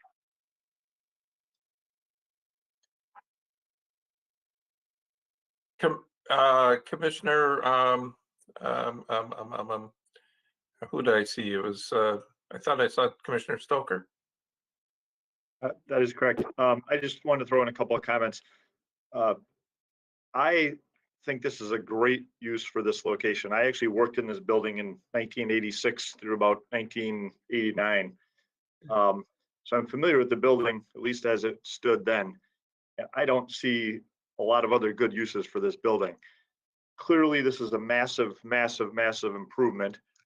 I would argue this is a better use here than a hotel in this area. I think we've seen some other blighted hotels very close to this that haven't really fared very well in this particular part of Mequon. I, for one, think there's other better locations for hotels north of here. But regardless, I think, it's my opinion that I think we should do everything we can to work with this applicant. And yes, there are a lot of hoops that we have to go through. But just, I think in concept, I think it looks great. And if other commissioners feel the same way, I think it would be very, I'm like the mayor. I don't like waiting for something down the road that may or may not happen and not make, waiting for some decisions to be made that we don't know what they're going to be. If we've got a ready, willing, and able applicant, I think we should be moving forward and pursuing this. Thank you. Yes, Commissioner Lemke. Yeah, I would just echo those same comments. I think waiting for something that might be perfect in the future would be giving up something that's probably pretty good right now. So I'd be supportive of moving forward with something like this. Thank you. If I could add one couple other items here, I really appreciate the feedback. I know there's talk about other facilities potentially coming further down the corridor. I would say, because I built a lot of ground up self-storage facilities, designed and built, to replicate this as a ground up at this level would be astronomically expensive and would not pencil out in terms of a viable self-storage use. So what this will do by approving this and for allowing us to work with you guys, it will set a very high bar, a very high, practically an impossible bar for somebody else to come in and propose storage elsewhere. And I think that it does, like I said, we solve some other problems, but I also wanted to address the two big things that I think we have to come away with as well, other than some great feedback we've had. Obviously we're going to have to work with you on the floor area ratio because we're going to be putting a mezzanine in here. It's critical for this, and it's critical because we've done market studies and the demand is high in Mequon for this type of storage. And then we are proposing 5,600 square feet roughly of exterior RV and boat storage, and we're tucking it into that little node in the southeast corner. And I would point out that today that site, and yeah, Jack's kind of pulling up the site. There's already a mature tree line that was planted along what would become a new property line if we break off that parcel to the south along Donges Bay. It's a mature tree line. So the screening already is there. And if we have to even go in and do a little bit of enhancement, we're willing to do that. But we think that this is a great asset to the city of Mequon to allow folks that have nice RVs and nice boats. I mean, right by Lake Michigan, to be able to have a place to put them, a high quality, state-of-the-art location to do it. And so I can't think of a better place to do it than that. And so I just want, those are important elements that I want to just also address before I hit mute. Thank you. Any other questions we should be asking? Jack? Well, I guess, it sounds like there's some support for this use here. So I think the next question I think we need to kind of better understand, and the commissioners need to maybe make a decision on, is what he just talked about with regard to this floor area ratio issue. So I have the site plan up on the screen. This is technically still wall one parcel. So this dashed line to the south, that's all part of the parcel. They're proposing, and based on the old PUD, that's where a line was going to be drawn between this development and a new development to the south. Now, if we follow that line and we allow them to split this off, yeah, their green space ratio will be 30%, which is in accordance with code for pre-existing buildings. But the FAR will go up dramatically. First, you'll have the addition, which puts it up. But then if we include, which I think we have to, that mezzanine space as part of that FAR, you're probably looking at an FAR in the 60 to 70% range. Oh, in our code requires, again, 30, we just discussed last time. So now, again, it's a little bit unfair in a sense because the building shell is not changing. You're adding into, so the massing's already there. But again, this is all considered one site right now, and whatever rezoning we do, we could require them not to split this off or make it all one piece to help mitigate that FAR number, or we could still allow for that and allow this to be developed, but then we got to figure out what we want to do and how we want to treat it. So, these are numbers, and I know sometimes it's kind of boring, but this is some of the stuff that we need to figure out going forward if we're going to continue to work with them. And so they understand going back to the owner, because my guess is that the owner is anticipating keeping this piece of the land and selling only this portion off. And we need to understand what we're going to allow here and what we're going to allow here, in terms of going forward. So if there's some feedback on that, I think that would be appreciative. I'm not sure from my perspective that we had enough information in the packet to start talking about, if we went beyond just the FAR discussion, what would be appropriate to add to that other piece. Maybe somebody else saw something in there that was helpful, but I from a planning standpoint, from a city use standpoint, I don't know that I'm not prepared to have a discussion about what would be appropriate there. Maybe other people are.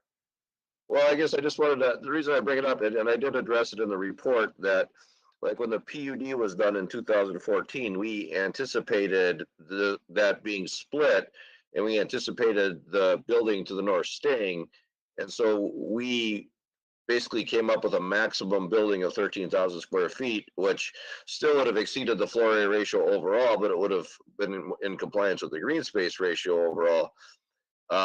Now, they're modifying that by adding this 5,600 square foot addition, which I addressed in the report, will increase the FAR to 42% just on this piece. But then again, we're I was trying to get some more clarity on this mezzanine. That mezzanine would increase that even higher. So I tried to address it in the report. It's very convoluted because they're somewhat tied, even though they're somewhat separate. So I guess I'm just looking for some feedback, and I think they're looking for some feedback on the tolerance of allowing that land to still be split and allow something to occur in development on that piece below it, and then that's going to require this FAR on this piece to be higher than the code requirement.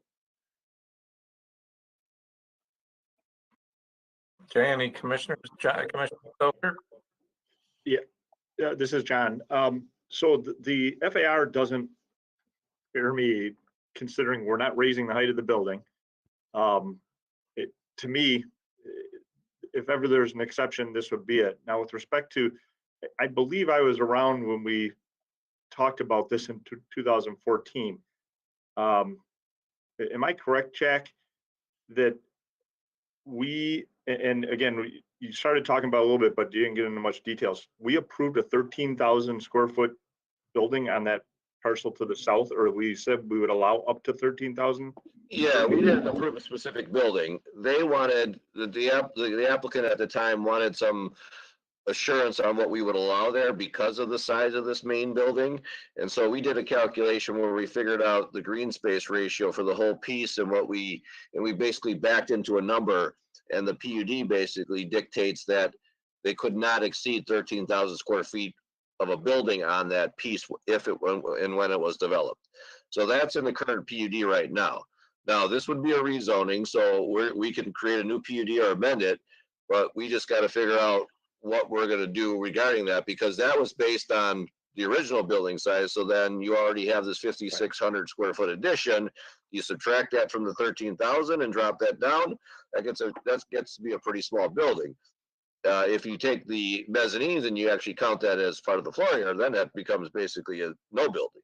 So I'm just looking for, so I can work with them and go forward, what the tolerance of the commission is going to be, and then eventually the council with regard to what we're going to allow here in terms of a deviation. It would be my opinion that, again, the addition of the 5,600 square feet on this building, if that has to decrease per what you would recommend, staff, what we would allow on the parcel to the south, I would be very amicable to that. I'm not saying it has to be a square foot to square foot reduction, but I would be open to having to reduce the property to the south some. Again, obviously, I'm trying to think about stormwater management and all the other things. Is that parcel to the south even big enough for 13,000 square foot with all the other requirements? But I can't recall back from 2014. But again, I want to reiterate again, if there's ever a case where the FAR is not bothering me as a commissioner, it's this case. Again, we're not adding massing, and I think that's critically important to understand. And I think on the plus side, at the time when we approved the PUD, we didn't anticipate storage here, so they've removed basically 100 parking stalls, which bumped up the green space ratio even higher than it was before. So there's a, again, an offsetting benefit to the storage use here. So we can kind of keep working with that equation, but I just want to make sure that we understand going forward that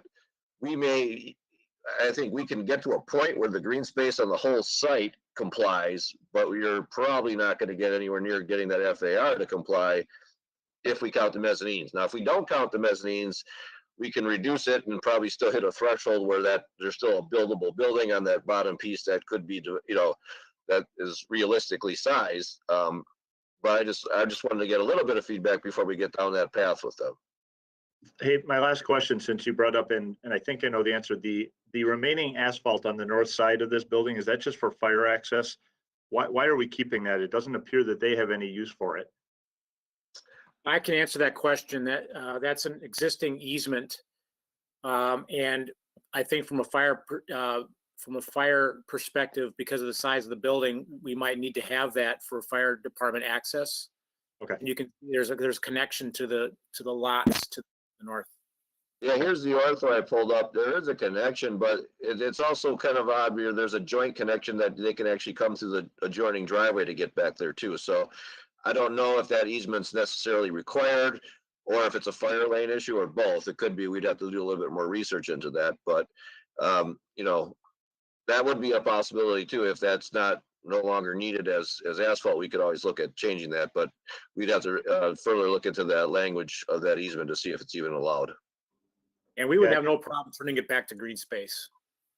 Yeah, it is so unusual that you've got access just to the north of this asphalt. Even from a fire standpoint, I mean, the building to the north provides access to this as well. Now, maybe it needs to be on each property. I don't know, but anyway, that's all I've got. Yeah, and that area between the buildings is not really that attractive right now. It's so small and nothing grows there, and that would be a nice improvement to make that all green space. Any other comment from commissioners? If not, hopefully you got some feedback that's helpful. I would recommend, like I should have at the last with the last applicant also, although I think maybe they heard loud and clear that they should be talking to the neighbors and make sure that they understand what ultimately feedback there may be from the people on either side of the building, and if anybody can see what you're doing from across the highway or across the street. But I do think that this is an intriguing possibility, and if there's any one building in town that people would love to see changed, it's probably this one. So thank you for coming before us. Thank you. Great. Thank you.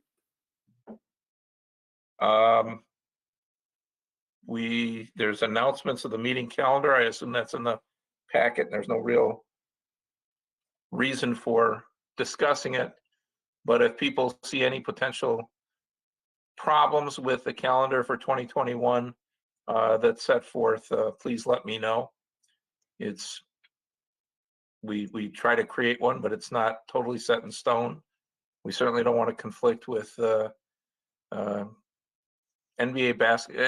championship games or other things that may not only be of interest to this group, but to the public at large also. So if you see something, major holidays for any particular religious group, whatever, please let us know. If there's nothing else, is there a motion to adjourn? So moved. Second. A motion and a second. All in favor of adjournment, please say aye. Aye. Aye. I'm very enthusiastic.